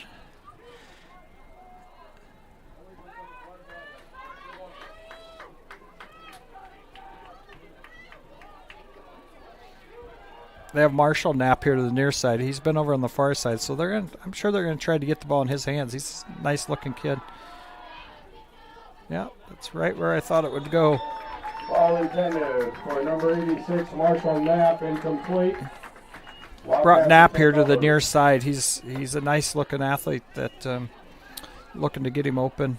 Knapp was looking for a pass interference call there, but I think it was pretty well played by both sides. So Cats will take over. I'm sure that we're gonna try to get one more in the house too before half. I'm sure. I'm almost positive we will put something that will stretch the length of the field. Timberwolves are going to be back in prevent defense. Hopefully nothing gets over the top of them, but Kyan Schultzen on wide receiver screen. Brought down by Myers. Cats call a timeout real quick. Wildcat. 2 seconds left on the clock, I would imagine. 0.8 seconds left on the clock. 0.8. That might be the least amount of time you could have in a quarter to call a timeout. So we're not going to go to a timeout break here because you'll have plenty of commercial breaks here as we go to halftime and try to recap some scores around the area. But we will play this last play with 0.8 seconds left on the clock. I would say that's just exceptional timekeeping skills by Mr. Mike Oford here. I would run it both sidelines, run 4 receivers down. I thought fake taking a knee and just fire them in. Dallas can throw it. Oh, yeah. He can throw it. I remember a few years ago, back when the Paulson twins played, we would do a little razzle-dazzle play here, and somehow, I don't remember if it was Levi or Landon Paulson, which one it was, but they ended up with the ball right on about the 35-yard line, and they were rumbling and tumbling down to the end zone, and they ended up scoring. It made the other twin a little bit upset, but I don't think Coach McGrath up to the time really was too worried about it until wrestling season hit, and they wanted to kind of they wanted some time with Coach Mack for calling that to one of the twins, but not the other one. But those are the good old times. Cats head into the locker room 21-0. We're going to take a quick, probably a 5-10 minute commercial break here, get some score recaps from around the area, come back live, get a recap of the game so far here in Moville, and then give you an update on scores around the area, and we'll get on with the second half.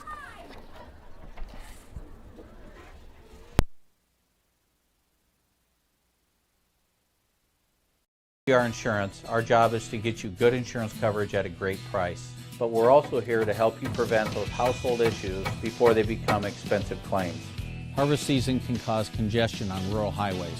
Please do not pass farm equipment at rural intersections, and that can include farm field entrances. Contact EGR Insurance at 712-873-3455 or visit egrinsurance.com. We'll get you covered before the coverage kicks in.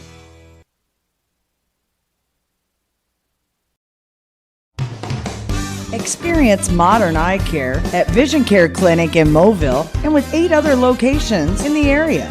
Dr. Keith Shrunk, OD, can help you with your eye exam and eye care needs, and a great selection of vision wear is available at Vision Care Clinic in Moville. Proud to support the Woodbury Central Wildcats and this live stream. Call for your appointment today or visit them online. Vision Care Clinic in Moville.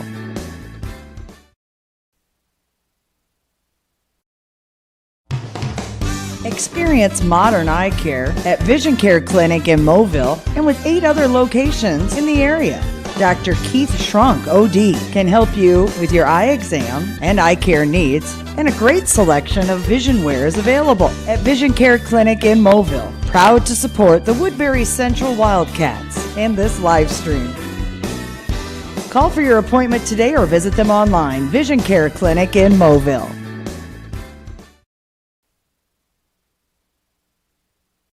United Bank of Iowa is proud to support Woodbury Central Sports and ready to be your bank. As Iowa's #1 ag bank for the past 17 years, their experienced ag lenders are ready to help your farm operation succeed for generations to come. United Bank of Iowa is also ready to finance your new home, vehicle, or business. Come to United Bank of Iowa for your child's first savings and checking account and have all the benefits of online and mobile banking. United Bank of Iowa is committed to rural Iowa and the communities we serve. The difference is here at United Bank of Iowa, with offices in 35 locations in West Central Iowa, including the local Mobile office, member FDIC.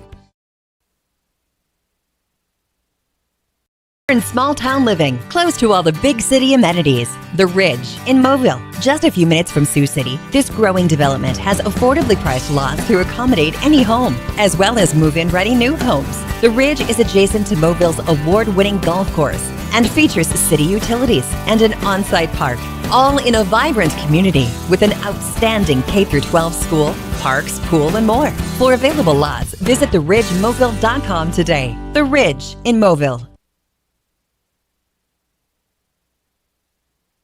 Insurance and Real Estate Sutherland, locally owned and managed for almost 40 years, serving all lines of insurance from life and health, crop and livestock, home, auto, and commercial, with 3 licensed real estate agents ready to serve the community. We're independent insurance agency, your trusted choice agency, with offices located in Sutherland, Mobile, and Anthon, Iowa. At J&K Insurance and Real Estate, we're dedicated to helping people live the good life every day. Try the JK way today. We're helping you protect what you own is more than business. It's our privilege.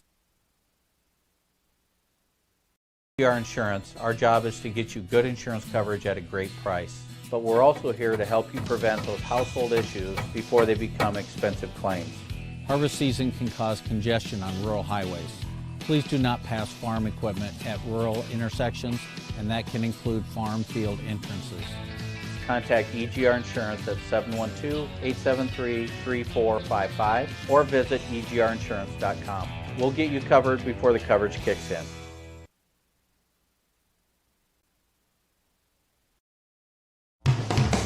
Experience modern eye care at Vision Care Clinic in Mobile and with 8 other locations in the area. Dr. Keith Shrunk, OD, can help you with your eye exam and eye care needs, and a great selection of vision wear is available at Vision Care Clinic in Mobile. Proud to support the Woodbury Central Wildcats and this live stream. Call for your appointment today or visit them online. Vision Care Clinic in Mobile.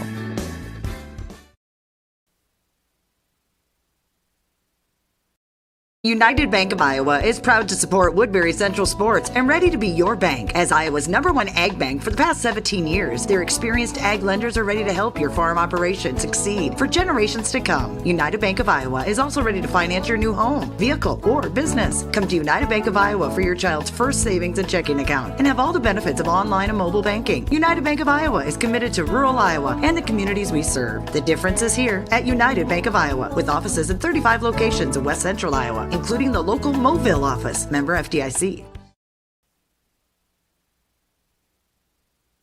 In small town living, close to all the big city amenities. The Ridge in Mobile, just a few minutes from Sioux City. This growing development has affordably priced lots to accommodate any home, as well as move-in ready new homes. The Ridge is adjacent to Mobille's award-winning golf course and features city utilities and an on-site park, all in a vibrant community with an outstanding K-12 school, parks, pool, and more. For available lots, visit theridgemobile.com today. The Ridge in Mobile. Insurance and Real Estate Sutherland, locally owned and managed for almost 40 years, serving all lines of insurance from life and health, crop and livestock, home, auto, and commercial, with 3 licensed real estate agents ready to serve the community. We're independent insurance agency, your trusted choice agency, with offices located in Sutherland, Mobile, and Anthon, Iowa. At J&K Insurance and Real Estate, we're dedicated to helping people live the good life every day. Try the JK way today. We're helping you protect what you own is more than business. It's our privilege. Our insurance, our job is to get you good insurance coverage at a great price. But we're also here to help you prevent those household issues before they become expensive claims. Harvest season can cause congestion on rural highways. Please do not pass farm equipment at rural intersections, and that can include farm field entrances. Contact EGR Insurance at 712-873-3455 or visit egrinsurance.com. We'll get you covered before the coverage kicks in.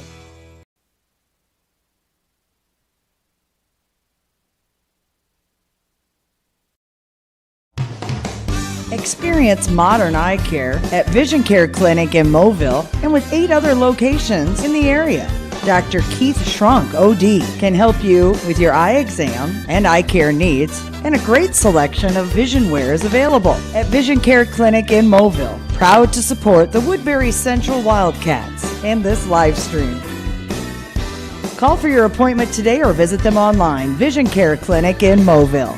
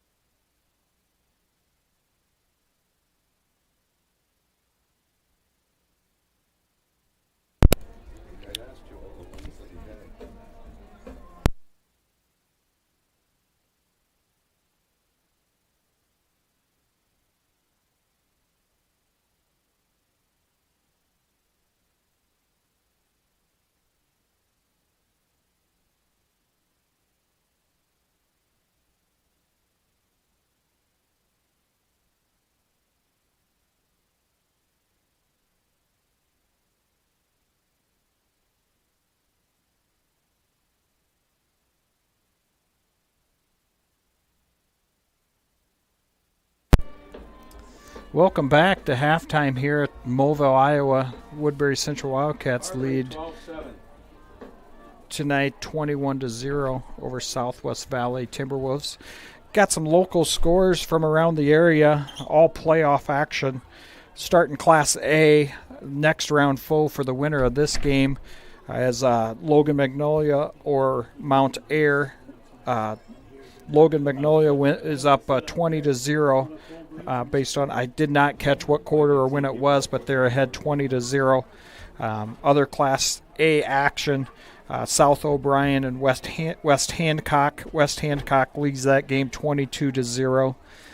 Hartley Melvin Sanborn over North Butler right now 12-7. That's all Class A action. We'll jump down to 8-man football. Remsen St. Mary's is up on Kingsley Pearson 12-0. Don Bosco over Grettinger, Terrell Ruthshire, Ayrshire, I believe it is. GTRA, that's the best I can say it. 26-6. Newell Fonda up 14-8 over Lennox. That's 8-man football.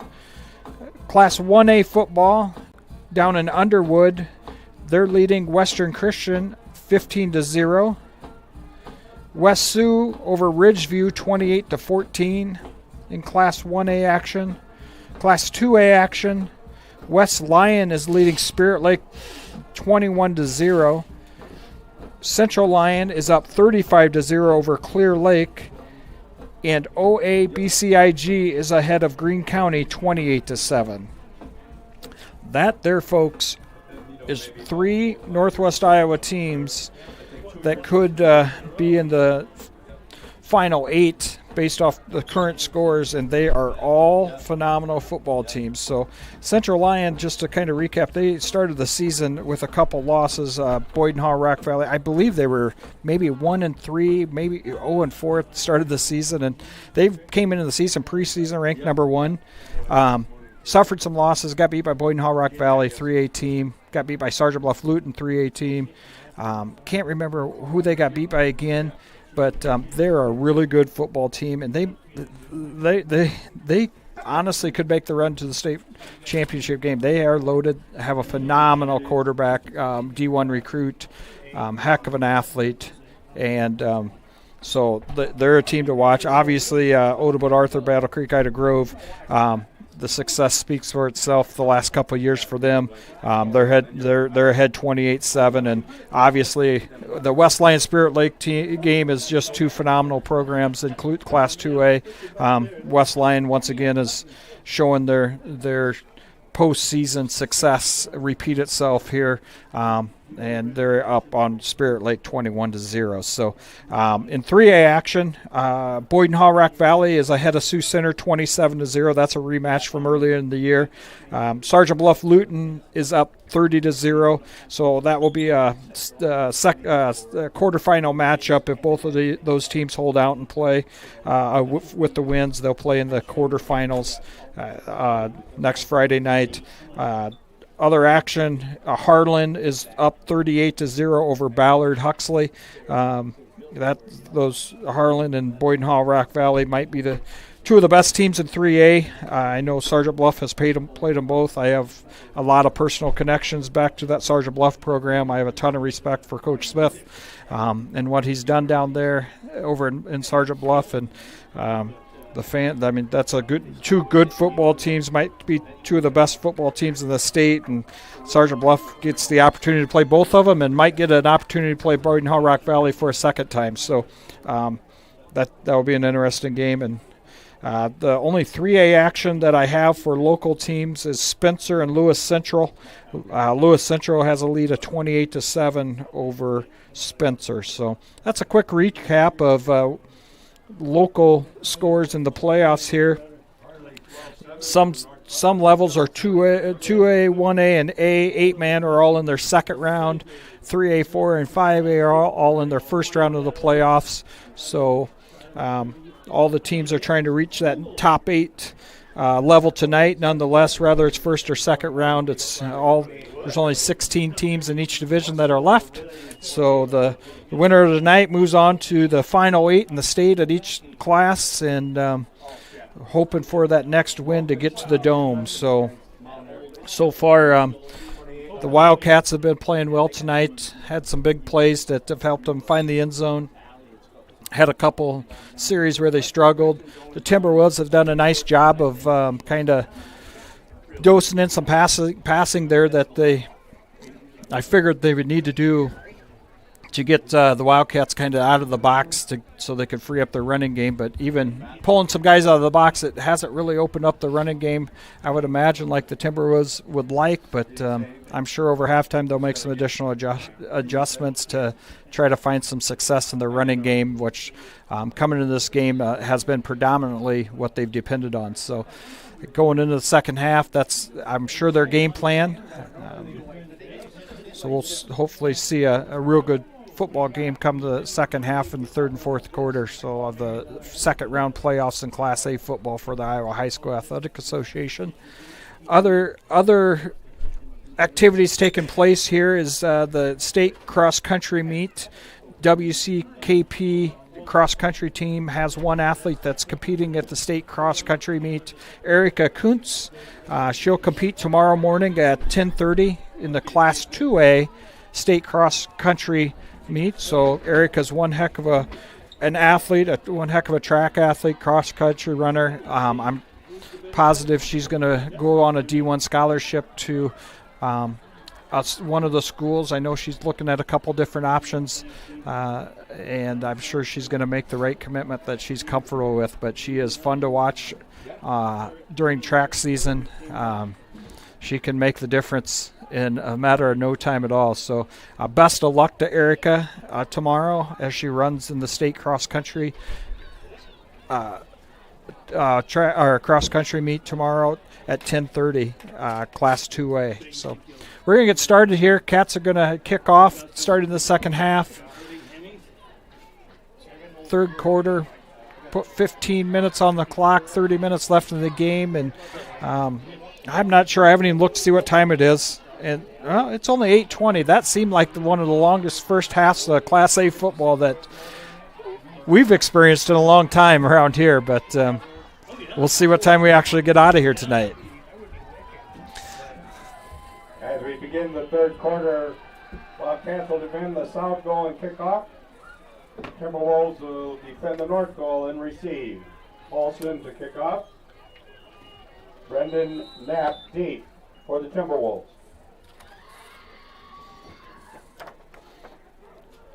Kick off to the near side here. I lost view of it.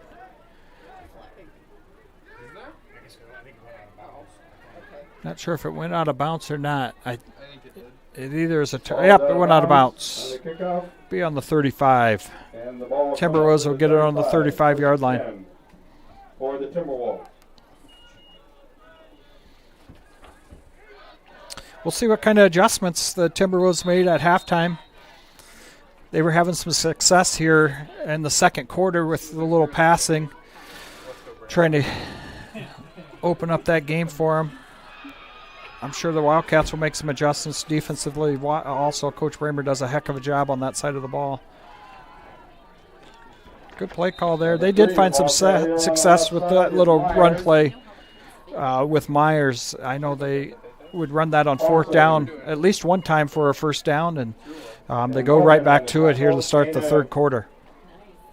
Let's call a long one, 2nd and 9.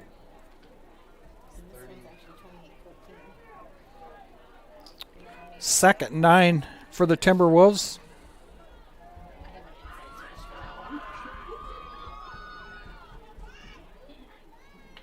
Knapp's back. He's going to keep it. He's looking for any type of room he can get.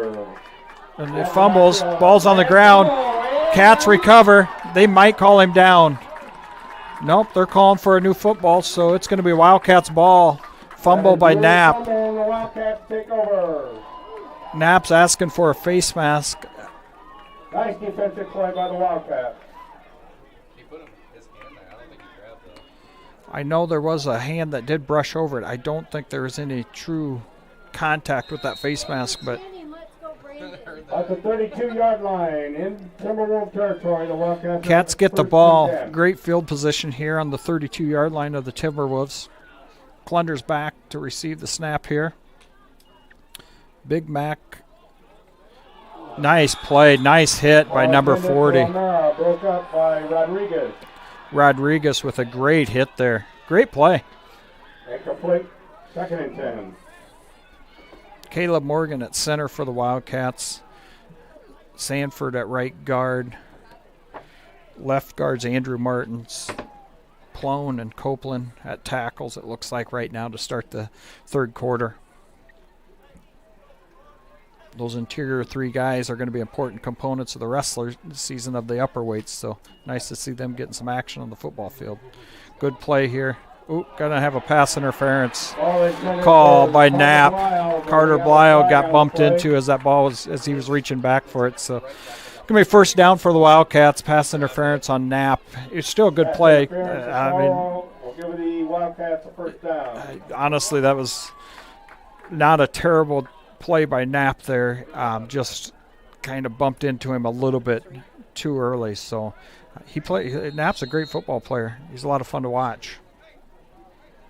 He's pretty savvy, and they utilize him a lot in about every aspect they can on the football field, so I don't blame him a bit. McGill with the ball. He's going to run this thing in the end zone. He is going to put that in the house. Great job. 17-yard run. Hit him with just a quick dive right off the left side there. Max McGill just had wide open space to the end zone. Nobody second or third level to really press him until the defensive back left his receiver and tried to tackle Max right at the end zone there, but nonetheless, Max McGill with a touchdown. Great job. Luke Paulson with the extra point, up and good. Cats are up 28-0 just at the start of the third quarter. 10:57 left in the third quarter. We're going to go to a quick commercial break.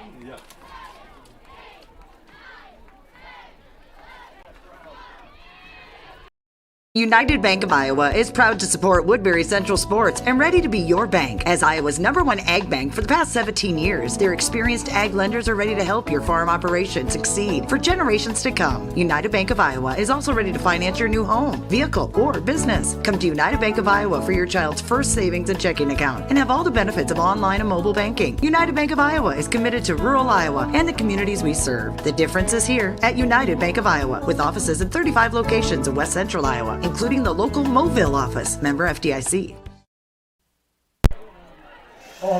Back in action here. Cats lead 28-0.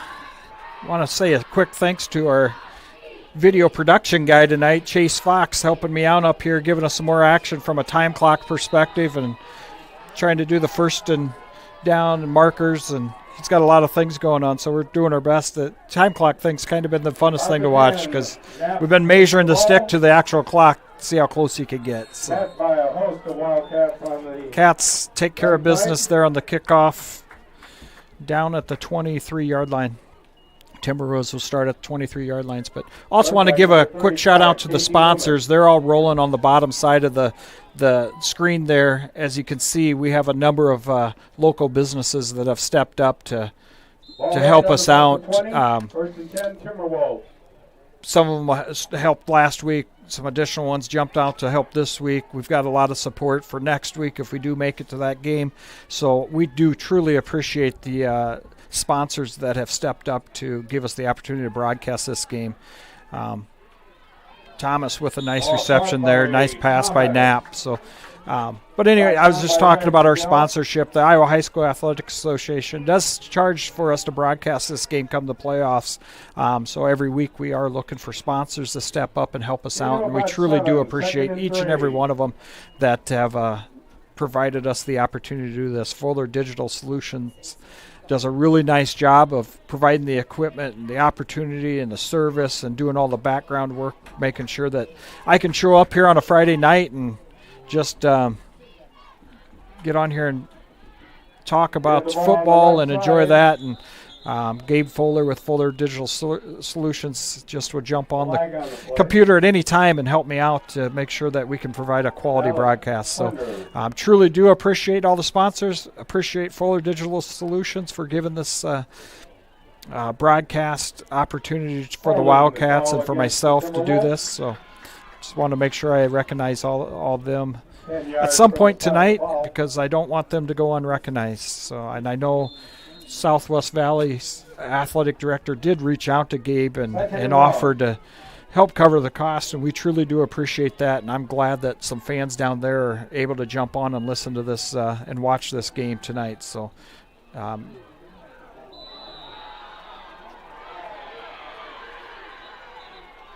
going to call a flag there. As you can see, the Cats are getting called for quite a few flags here. Face mask to call. I don't know if that was actually on the face mask, but I wasn't down there. The ref called it. We'll move on.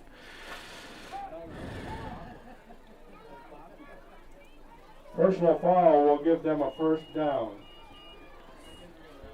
I will say I've been around this program for many of years, and the one thing the Wildcats are known for is a very physical defense. And you can talk to a lot of people, and it's been 20 years removed since I've played for the Cats, and it was known back then that that type of action right there, you're going to feel it when you come up and play in Moville. So that tradition still lives. It's something that the Wildcats take a lot of pride in on defense, and I was fortunate enough to play with Coach Bramer in high school, and the kids don't fall too far from what Coach Bramer played football. Very, very physical football from the Wildcats. So, you know, it is tough when refs come here and officiate a game when they're not used to watching the Wildcats, because we pursue the ball really hard and we do not stop until that whistle blows. So, and I've seen seasons where we've struggled 2-7, but that same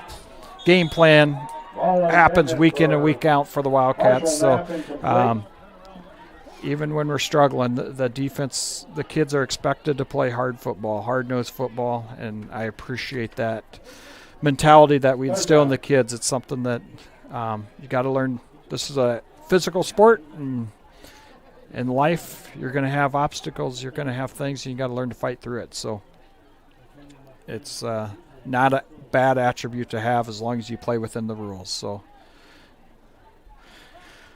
3rd and long for the Timberwolves. Snap back pass. just overthrew it. Going to be 4th and 10 for the Timberwolves. They're going to have to punt here. Curran incomplete. That'll bring up 4th down. Maybe not.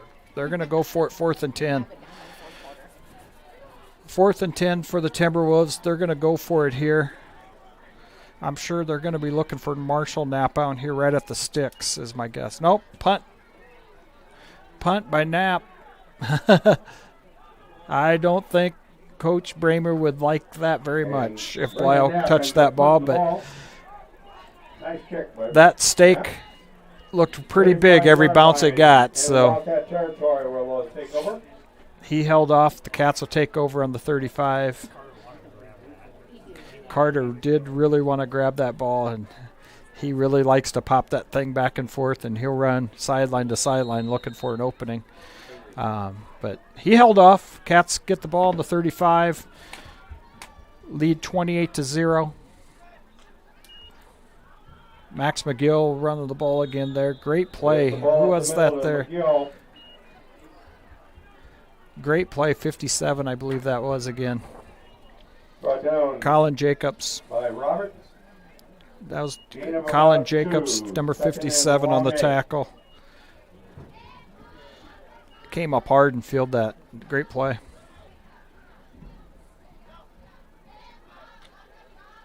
Option here to the near side to Max McGill. Gets him out in space. Good block. McGill. Brought down by number 32, Grant. Something the Wildcats really do a nice job. They block downfield with their receivers. And I'll be honest, a lot of times they get called for holding by the receivers a lot because they take a lot of time practicing that blocking downfield. Coach Locke does a really good job with the kids. Going to be a run by Klunder here. He's going to be tackled for a short loss. I bet you Coach Bramer's going to kick it. He's going to play the field advantage here. Put Timberwolves back against the wall. Put Paulson out there to get a nice punt off here for the Wildcats. Knapp is going to be deep for the Timberwolves.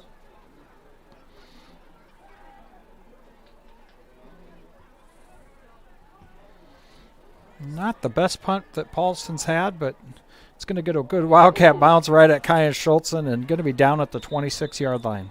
Ball down by Kyan Schultzen at about the 25-6-yard line, where the Timberwolves will have it 1st and 10.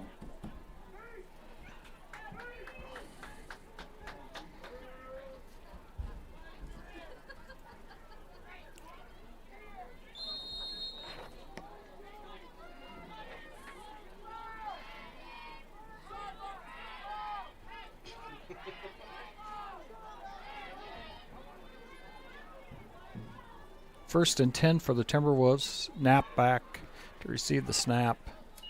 Be a run to number 3. The ball on the left side. Cade Myers. No gain on the play. Number 51, Chase Copeland. Copeland in on the tackle. Copeland's in there at defensive end, giving Dallas Klunder a break on this defensive series. Aiden McCormick's in there at number 60, playing D tackle. Just a sophomore, Aiden is. Nice looking kid. Need Aiden out for wrestling again this year. Aiden hopefully will fill the heavyweight position for Coach Thomas come wrestling season. Great play by Luke number Paulson. 32, the ball carrier on the right side, Grant. Paulson on the tackle. 3rd and 7 for the Timberwolves. 3rd and 8.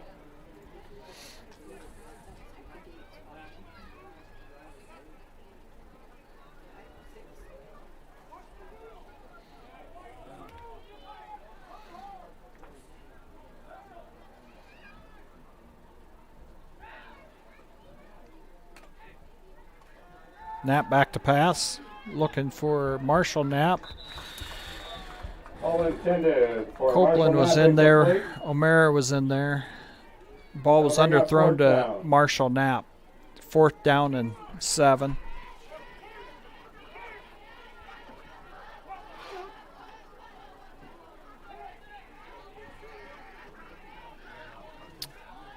not sure. Based on the last possession, they're probably going to punt again just out of a quick snap. Good punt by Brendan Knapp. Good bounce. Going to be down on the 16-yard line. Punts the ball. Oh, they got Dallas. God damn it, Dallas. Got a flag on the play. Dallas walked on the field. He's just excited. What's that called? Cats are going to get called for a flag here. I believe somebody walked on the field during the play. So they're going to get called for 12 guys on the field. Maybe not. Maybe he picked it up because the ball's still on the 21-yard line. 10 on their own 21-yard line. Thought there was a flag on the play, but I guess not.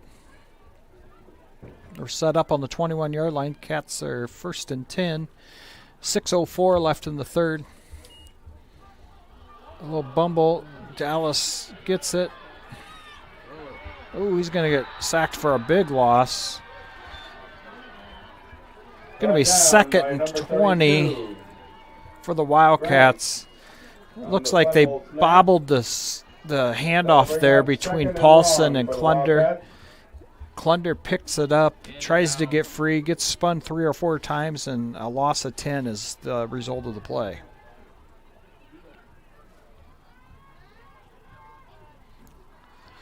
Second and 20 for the Wildcats. Coach Klunder up here in the box calls the play down. Goes deep to number 7, Carter Blyle. Or Caleb Blyle. Told you I can't get it right.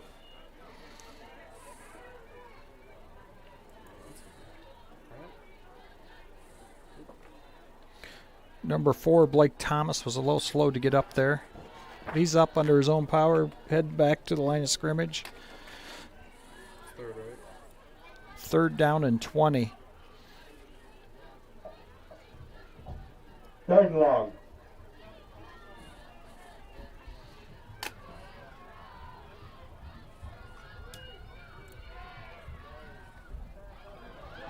Oh, Aiden O'Mara got that. He put a new set of gloves on, I think, there. Nice gain by Aiden O'Mara. Not going to be enough for the first down. Still going to be short. Gain up 15, probably 14 yards, but the Cats are going to have to punt here. 4th down and first down. So it'll be 4th down. About 5. 4th and 6, I will call it here. Paulson back to punt. Brendan Knapp deep for the Timberwolves.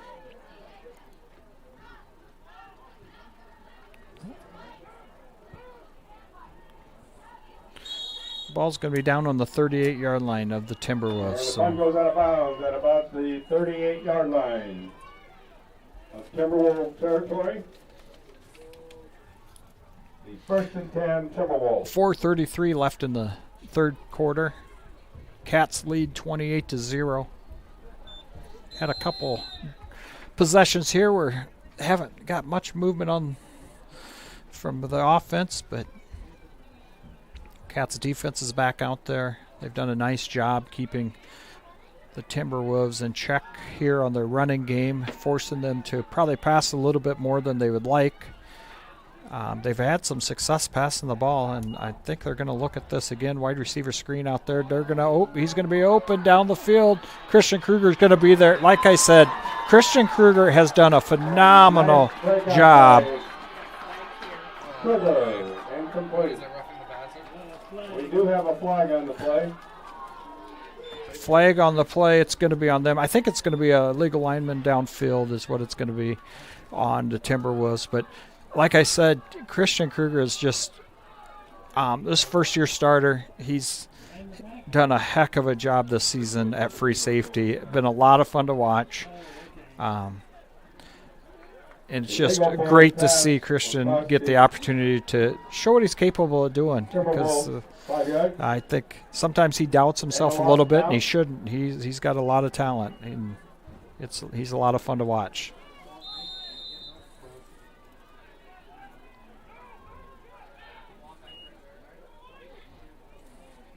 Knapp with the quick pitch out there. Great play by Max McGill, I believe that was. Yep, Max on the tackle there. Number 32, the ball carrier. Grant's with the carry. McGill with the carry. It's going to be 3rd and 15. 3rd and long.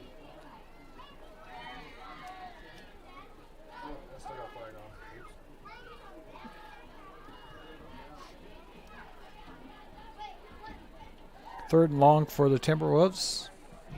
Trips here to the near side, one far to the far side.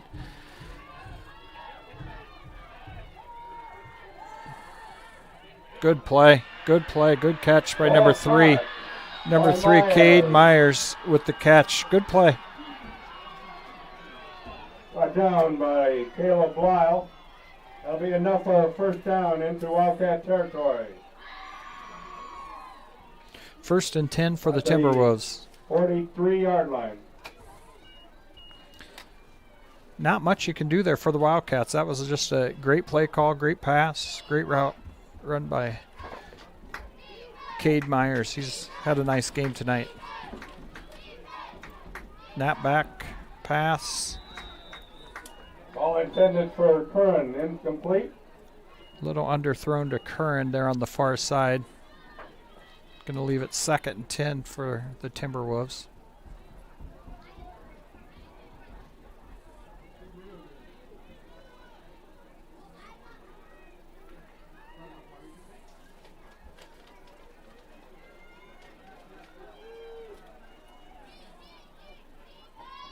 Trips again here to the near side, one to the far. Myers in motion. Knapp's going to keep it. Keeper on the right side. Going to be 3rd and 8 for the Timberwolves. Max McGill in on the tackle, and Paulson.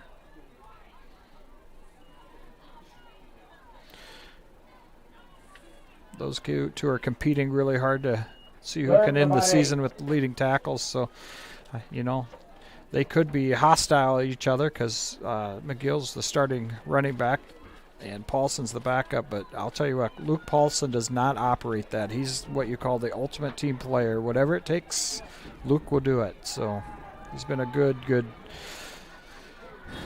athlete for the last 4 years. He's a senior, so I truly appreciate Luke's positive attitude.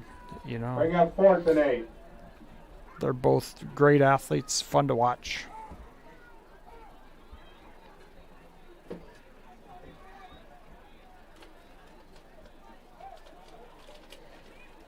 Fourth and 8, we'll call it, for the Timberwolves.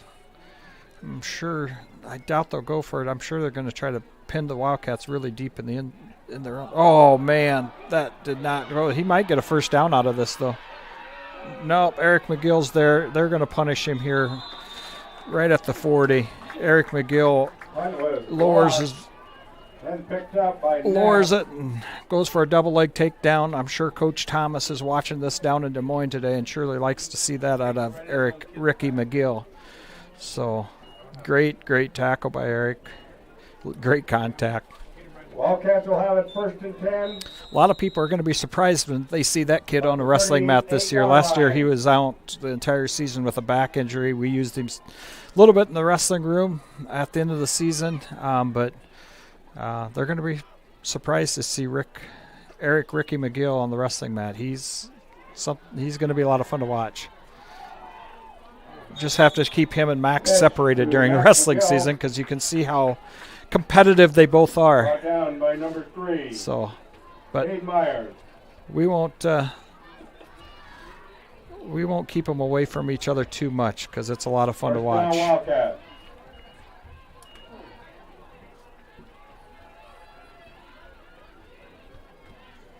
A lot of brotherly love when those two get mixing it up.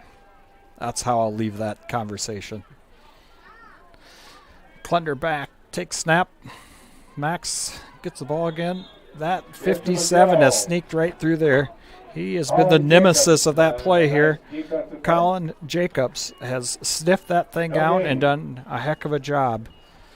I don't know what his plans are, but the way he's reading the pulling lineman there and running with that is I'm sure there's a college coach that's going to notice that if he wants to go play college football somewhere, they're going to notice how he can read that, and they can make something of how he's playing that linebacker position.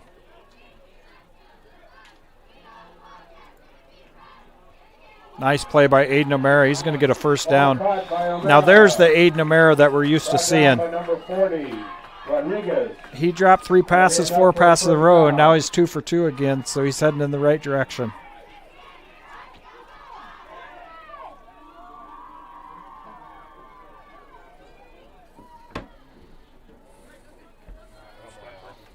First and 10 for the Wildcats.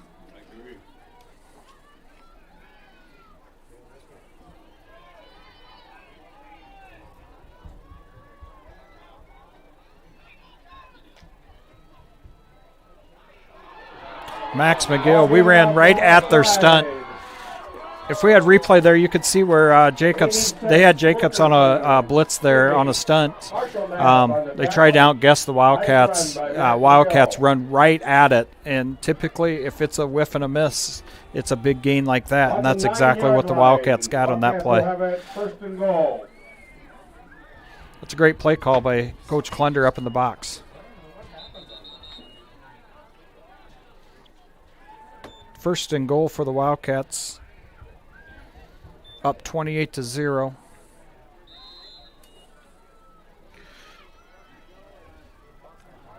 15 seconds left in the third quarter.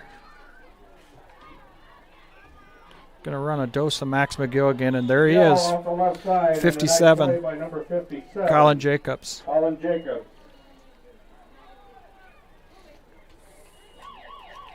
Into the third, Cats lead 28-0. They've got the ball on the 7-yard line driving. We're going to head to a quick commercial break. Thanks for watching. In small town living, close to all the big city amenities. The Ridge in Mobile, just a few minutes from Sioux City. This growing development has affordably priced lots to accommodate any home, as well as move-in ready new homes. The Ridge is adjacent to Mobile's award-winning golf course and features city utilities and an on-site park, all in a vibrant community with an outstanding K-12 school, parks, pool, and more. For available lots, visit theridgemobile.com today. The Ridge in Mobile. Welcome back into the third quarter. Cats lead 28-0 over the Timberwolves. No cash is accepted at the gate.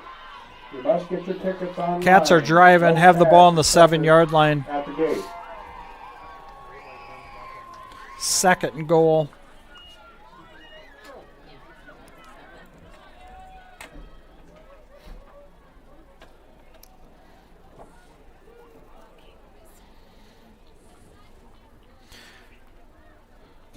This angle in the press box is I don't know, about like looking through a door for everybody up here. I'll be honest, I can see Max McGill, Aiden O'Mara, and Dallas Klunder, and about nobody else. So I'm going to watch it on the screen here, and that's a lot better view. Pump fake by Klunder, pass incomplete. As intended. Incomplete to Carter Blisle.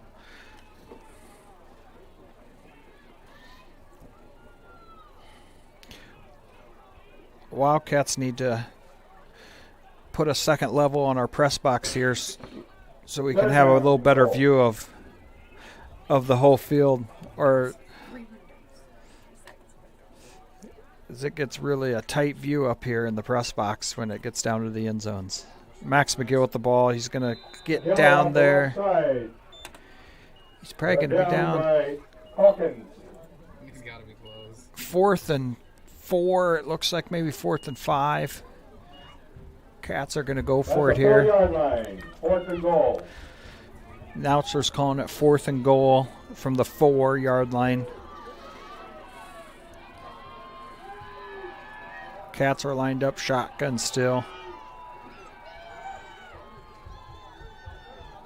Option play, got the touchdown there. Cats up 34-0. Start of the fourth quarter. Luke Paulson out for the extra point. Drew Klunder. 1 more point and it will be. Drew Klunder will be the hold. The Cats convert here. It will be continuous clock, which will save it. Might be the longest game in Wildcat history. If we get a continuous clock, it might save that from being set this game. So, been a long game. It's up and good. Cats lead 35-0. We're going to head to a quick commercial break. Thanks for watching Fuller Digital Solutions. Insurance and Real Estate Sutherland, locally owned and managed for almost 40 years, serving all lines of insurance from life and health, crop and livestock, home, auto, and commercial, with 3 licensed real estate agents ready to serve the community. We're independent insurance agency, your trusted choice agency, with offices located in Sutherland, Mobile, and Anthon, Iowa. At J&K Insurance and Real Estate, we're dedicated to helping people live the good life every day. Try the JK way today. We're helping you protect what you own is more than business. It's our privilege.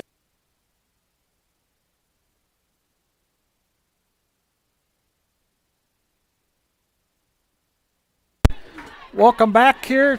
Start of the fourth quarter. Cats scored there right at the beginning of the fourth quarter. Lead 35-0. Camera ladies getting some good views of some parents out there cheering with our cheerleaders. Kickoff's going to go out of bounds. It's going to be Timberwolves ball on the 35. Where the Timberwolves will have it first and 10.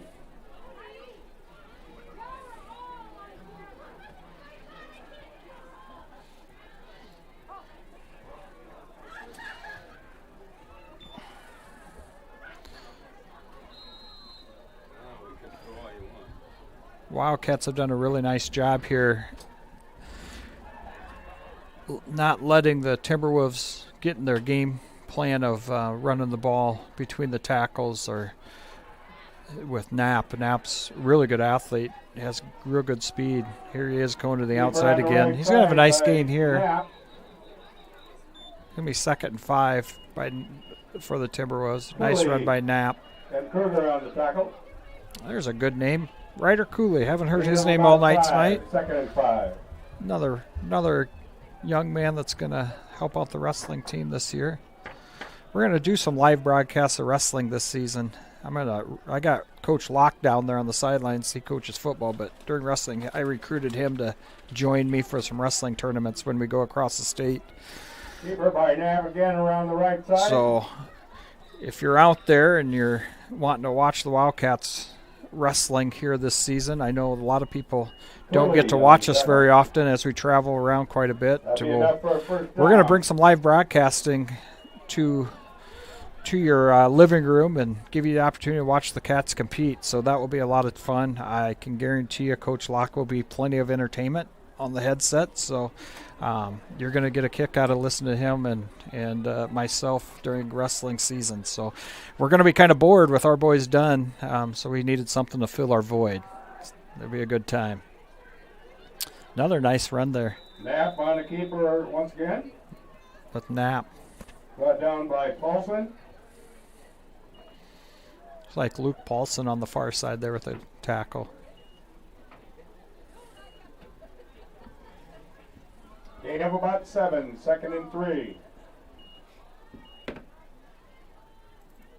We will try to squeeze in some basketball games as well as we get rolling. We'll just kind of compare the schedules. Let's see what we can do. I can't guarantee too good of a broadcasting for basketball games. I'm not the most knowledgeable about basketball, but I will for surely do my best. But I truly want to recognize when we're available to do it. I'm going to try to do as many as I can when I'm available. So I do enjoy doing this. I think it's fun for the kids. I think it's really great for the family members or friends or alumni that are outside of the area or even visiting fans that can't make it to the game to get a chance to watch the game and get some live broadcast along with it. So we'll continue to try to develop this and make it a lot of fun for people to listen and watch and enjoy the show. Knapp again with the ball. Nice run. You can And tell. Knapp on, You do double not want to breaking give tackle. Knapp much room, because you give him an inch, Brought he's down by gonna Ed make you pay McGill. for it, and he's quick. Good side-to-side motion. It'll be another first down for the Timberwolves. Stays light on his feet when he's back there looking for the hole. I mean, that hole was not there. He let it develop, and he has good hips. You can tell that. He can move side to side real good.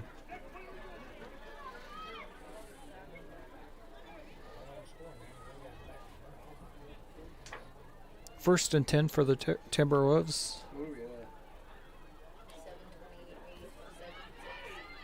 Hand off to number 3, Cade Myers. Brought down by Paulson. Paulson with the tackle.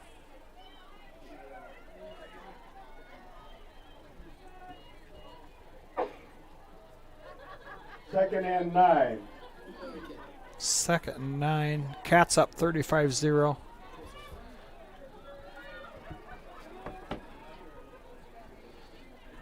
Cluster formation on the right side there. Myers with the ball. Myers up the middle.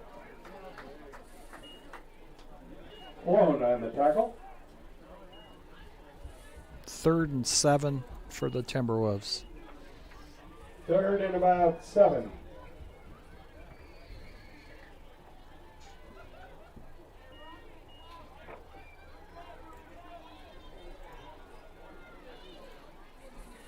Knapp with the carry. He's going to run it. Not going to get much Knapp there. Around the right side on a keeper. Paulson on the The tackle. Timberwolves are kind of caught between a rock and a hard spot here. They tried to spread it out and get the Wildcats out of the box, and now they've brought it back in. It's just they're searching for any avenue to try to get the ball, their offensive system rolling, and the Cats have done a real nice job making adjustments as they've made adjustments. So imagine they're going to pass this out of that cluster formation. It's a hard one to defend. Cats are all over it. Triple coverage there. Eric McGill with a great play. For number 32. Along with Max McGill. That'll bring up first and 10. And Caleb for Lyle in on the Wildcats. play there. Turnover on downs. Cats will take over. Again, I'd First like and to 10. remind both teams and fans Ball on the of your presentation 26-yard awards line. at the conclusion after the teams shake hands. So is next week the game on Thursday then? Cats are looking to extend their season by a week here as we lead 35-0. Pitch to McGee, or to Blyle. Nice run. He's going to cut this up. Nice run. And Nice down tackle. to Carter Blyle. Carter Blyle is down there. Get up, Carter. There you go. That was a good tackle. He's going to have a little bruise on that. That'll be enough for a first down. I don't think he's hurt too bad. That was going to be a stinger. First and 10 on the 42-yard line. Carter's on the bench here on the near side. Carter's our leading receiver, so he's a key component to our offense. But we pop in Luke Paulson there, which, like I said, we sit pretty good there at receiver. There's the other Blyle there, number 7, Caleb Blyle, for a first down. So Carter goes down, Luke Paulson comes in. I think he's up and walking around, I believe. Nope, he's still on the sidelines. Coach Bramer's over talking to Blyle right here. I think it's all good. I think it's just a bruise. Yeah, trainer's looking at him. We don't go into a tent here in Class A football. We stay out there and let people see what's happening to our athletes. Unlike those Division I programs where they hide in a tent so nobody knows truly what's wrong with them. Pump fake by Klunder. Luke Paulson. Oh, just in and out of his hands. For Luke Paulson. We're going to get called. They're going to get called for a late hit there. Oh, Woodbury Central gets called for a holding. I saw Klunder down on the field. I wasn't watching what happened, so I thought it might be a late hit. But flag on the play. going to be a holding on the Wildcats, so it's going to be 1st and 20.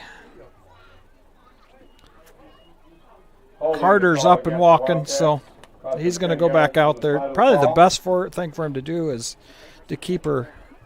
Nope, Coach Bramer said you're done for the night. And we need him next week. Cats leading 35-0. Coach Bramer says, take your helmet off, retire your night. Carter, we need you next week. So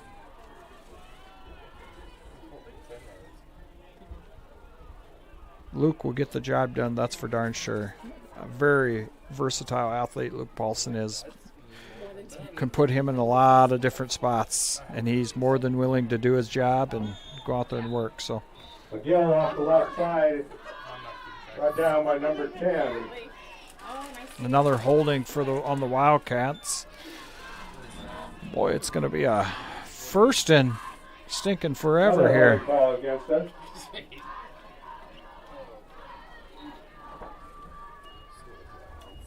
Continuous clock, so we got 2:45 left on the clock. I think Chase has it down to 151, but we got 2:45.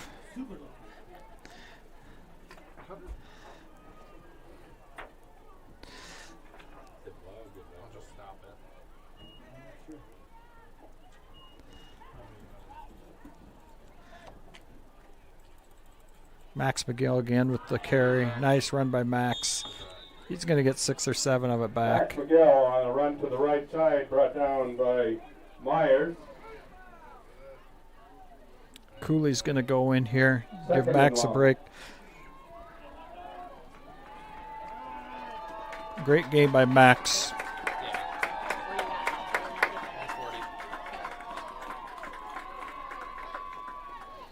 Max, just a junior, but we've relied on Max to play varsity football since his freshman year.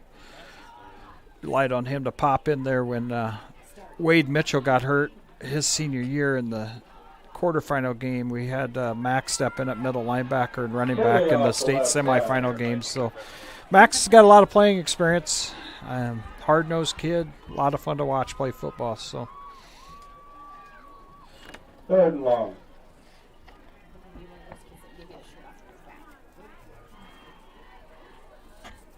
Clock is winding down here.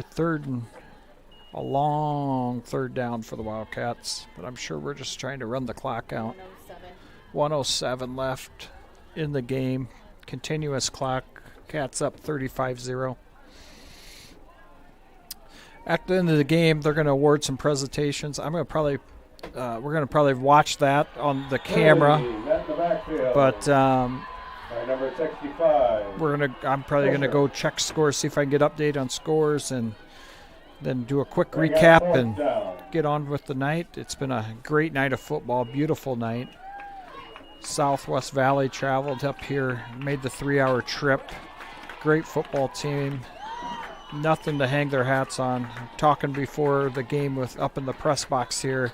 People don't realize how impressive it is to get to this top 16 teams in the state. This is a challenge that just is not given away, so nothing to hang their hats on this season. And, I mean, people don't realize how fortunate these kids are to play a week 10 of football in the first round of the playoffs. We wait for the presentation awards at the conclusion of the game. And they really need We'll need both teams to remain on understand the how field after shaking hands. how much of an achievement it is, and I know they're going to feel bad. Senior night, seniors are playing their last game, but tell you what, still a great season for them.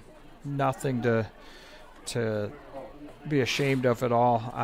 I'll say I've been around Woodbury Central football for a long time. This team that the Cats have this year has been a lot of fun to watch. They have a lot of pieces of the puzzle that just all fit together. I've watched a lot of these young kids when they were younger play junior football, the senior class, and nobody ever wants to say that junior football means much, but we play in our junior football. We play against like the Sioux City schools, which the Sioux City schools are a little weak in football, but we play against Sergeant Bluff, which obviously has really had a lot of success over the years. Heelan, which this year unfortunately had a down year, but typically Heelan is very, very tough in football. And, so we get a lot of exposure for our kids, and if they stick together like these kids have these past several years, I mean, it just they can have a lot of success. And the Wildcats, led by Coach Bramer, Coach Locke, Coach Klunder, Coach Rogers, Coach Dennison. They do a nice job. Kids play hard, and kind of leads to good results. So the Cats finish the night off, lead 35-0, win 35-0. Appreciate you watching. We're going to head to a quick commercial break, and then we'll watch the awards get awarded to the Timberwolves, and then I'm going to recap some scores here as well. Our insurance, our job is to get you good insurance coverage at a great price. But we're also here to help you prevent those household issues before they become expensive claims. Harvest season can cause congestion on rural highways. Please do not pass farm equipment at rural intersections, and that can include farm field entrances. Contact EGR Insurance at 712-873-3455 or visit egrinsurance.com. We'll get you covered before the coverage kicks in.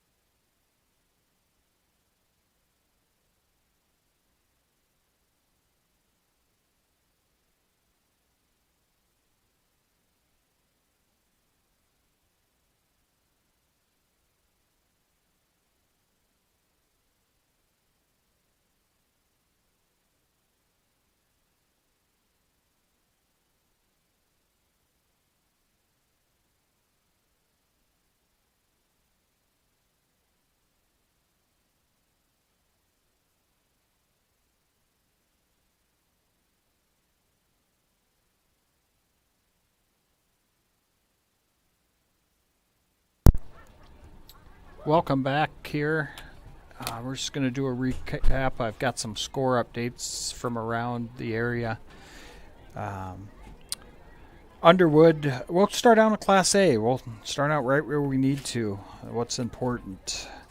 Logan Magnolia wins 34-7 over Mount Ayr. So we will have a rematch between the Woodbury Central Wildcats and Logan next Friday night. So that will be a battle. That was a battle week 2 of the season, and I do not see it any different this time around. So that will be the rematch for the Dome, and you couldn't ask for anything better. That's 2 programs that will be play hard-nosed football, and it will be a lot of fun to watch. Other 1A or Class A action, Hartley Melvin Sanborn is up 26-7. I don't know if all these are finals. I'm just giving you the latest score I could find out there. Hartley Melvin Sanborn is up over North Butler 26-7. West Hancock is ahead 31-7 over South O'Brien. That's Class A action. Class 1A action around the area. Underwood ahead of Western Christian 35-0. West Sioux is leading Ridgeview 45-20. West Lyon is beating Spirit Lake 35-7.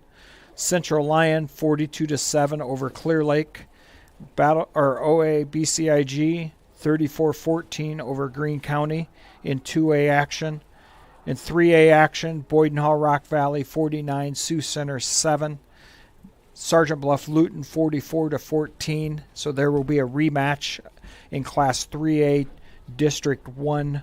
Sergeant Bluff Luton and Boyden Hall Rock Valley. That will be a rematch. Harlan in Class 3A beats Ballard 45-0. Class 4A, Spencer loses to Lewis Central 43-7. 8-man football, Remsen St. Mary's 46, Kingsley Pearson 6. Don Bosco, Gilbertville Don Bosco over GTRA 54-20. Lennox gets beat by Newell Fonda 39-14. What other action do I have here? I think that covers everything I have for local action. Once again, your Woodbury Central Wildcats win 35-0 over Southwest Valley Timberwolves. Great game tonight. Wildcats were up for the match of the Timberwolves offense, shut them down. Great performance by Woodbury Central on the defensive side of the ball. Offensively, they do the same thing. They have a great performance on that side of the ball as well. So overall, a great night of football. Great atmosphere, great evening, 40 degrees. Always hard to watch the seniors from the losing team. Just the last night of being on the football field and enjoying that success. But they have a group of athletes over there that were a lot of fun to watch. They have nothing to hang their hats on this season. They had a great year. Ending the season in the playoffs is quite the success. The final 16, you couldn't ask for anything more if you're a football coach. So I'm sure Coach Donahue is very proud of his athletes, and he has nothing to be ashamed of as well. So Wildcats win 35-0. I just want to send a thank you to Fuller Digital Solutions for providing this opportunity for us to broadcast this game. Also want to highlight our sponsors for tonight again. They all made donations to make this game available to everyone. I hope the fans from out of town down in the Southwest Valley territory enjoyed tonight's broadcast. But thank you to J&K Insurance, FS Repair, Industrial Repair, United Bank of Iowa, EGR Insurance, Ytel, Noram Cold Storage, and Vision Eye Clinic here in Moville. So thanks again to all the sponsors. We will figure out exactly where we're going next Friday. I'm not sure if that game will be at home or on the road. If we're back here in Moville for the home game, I can promise you we're going to do our darndest to be on the broadcast again. If the game is down in Logan, we will work with their activities director as well and see if we can do the broadcast down there in Logan. So all our fans close to home that can't make it to the game or on the road, family, friends, alumni, get a chance to watch the broadcast. So we'll hopefully at home, we're going to broadcast this thing for sure. If we're on the road, it will depend on the visit where we're going to down in Logan, if they're willing to let us do the broadcast. So appreciate everyone that tuned in for tonight's game, and hope to see you next week.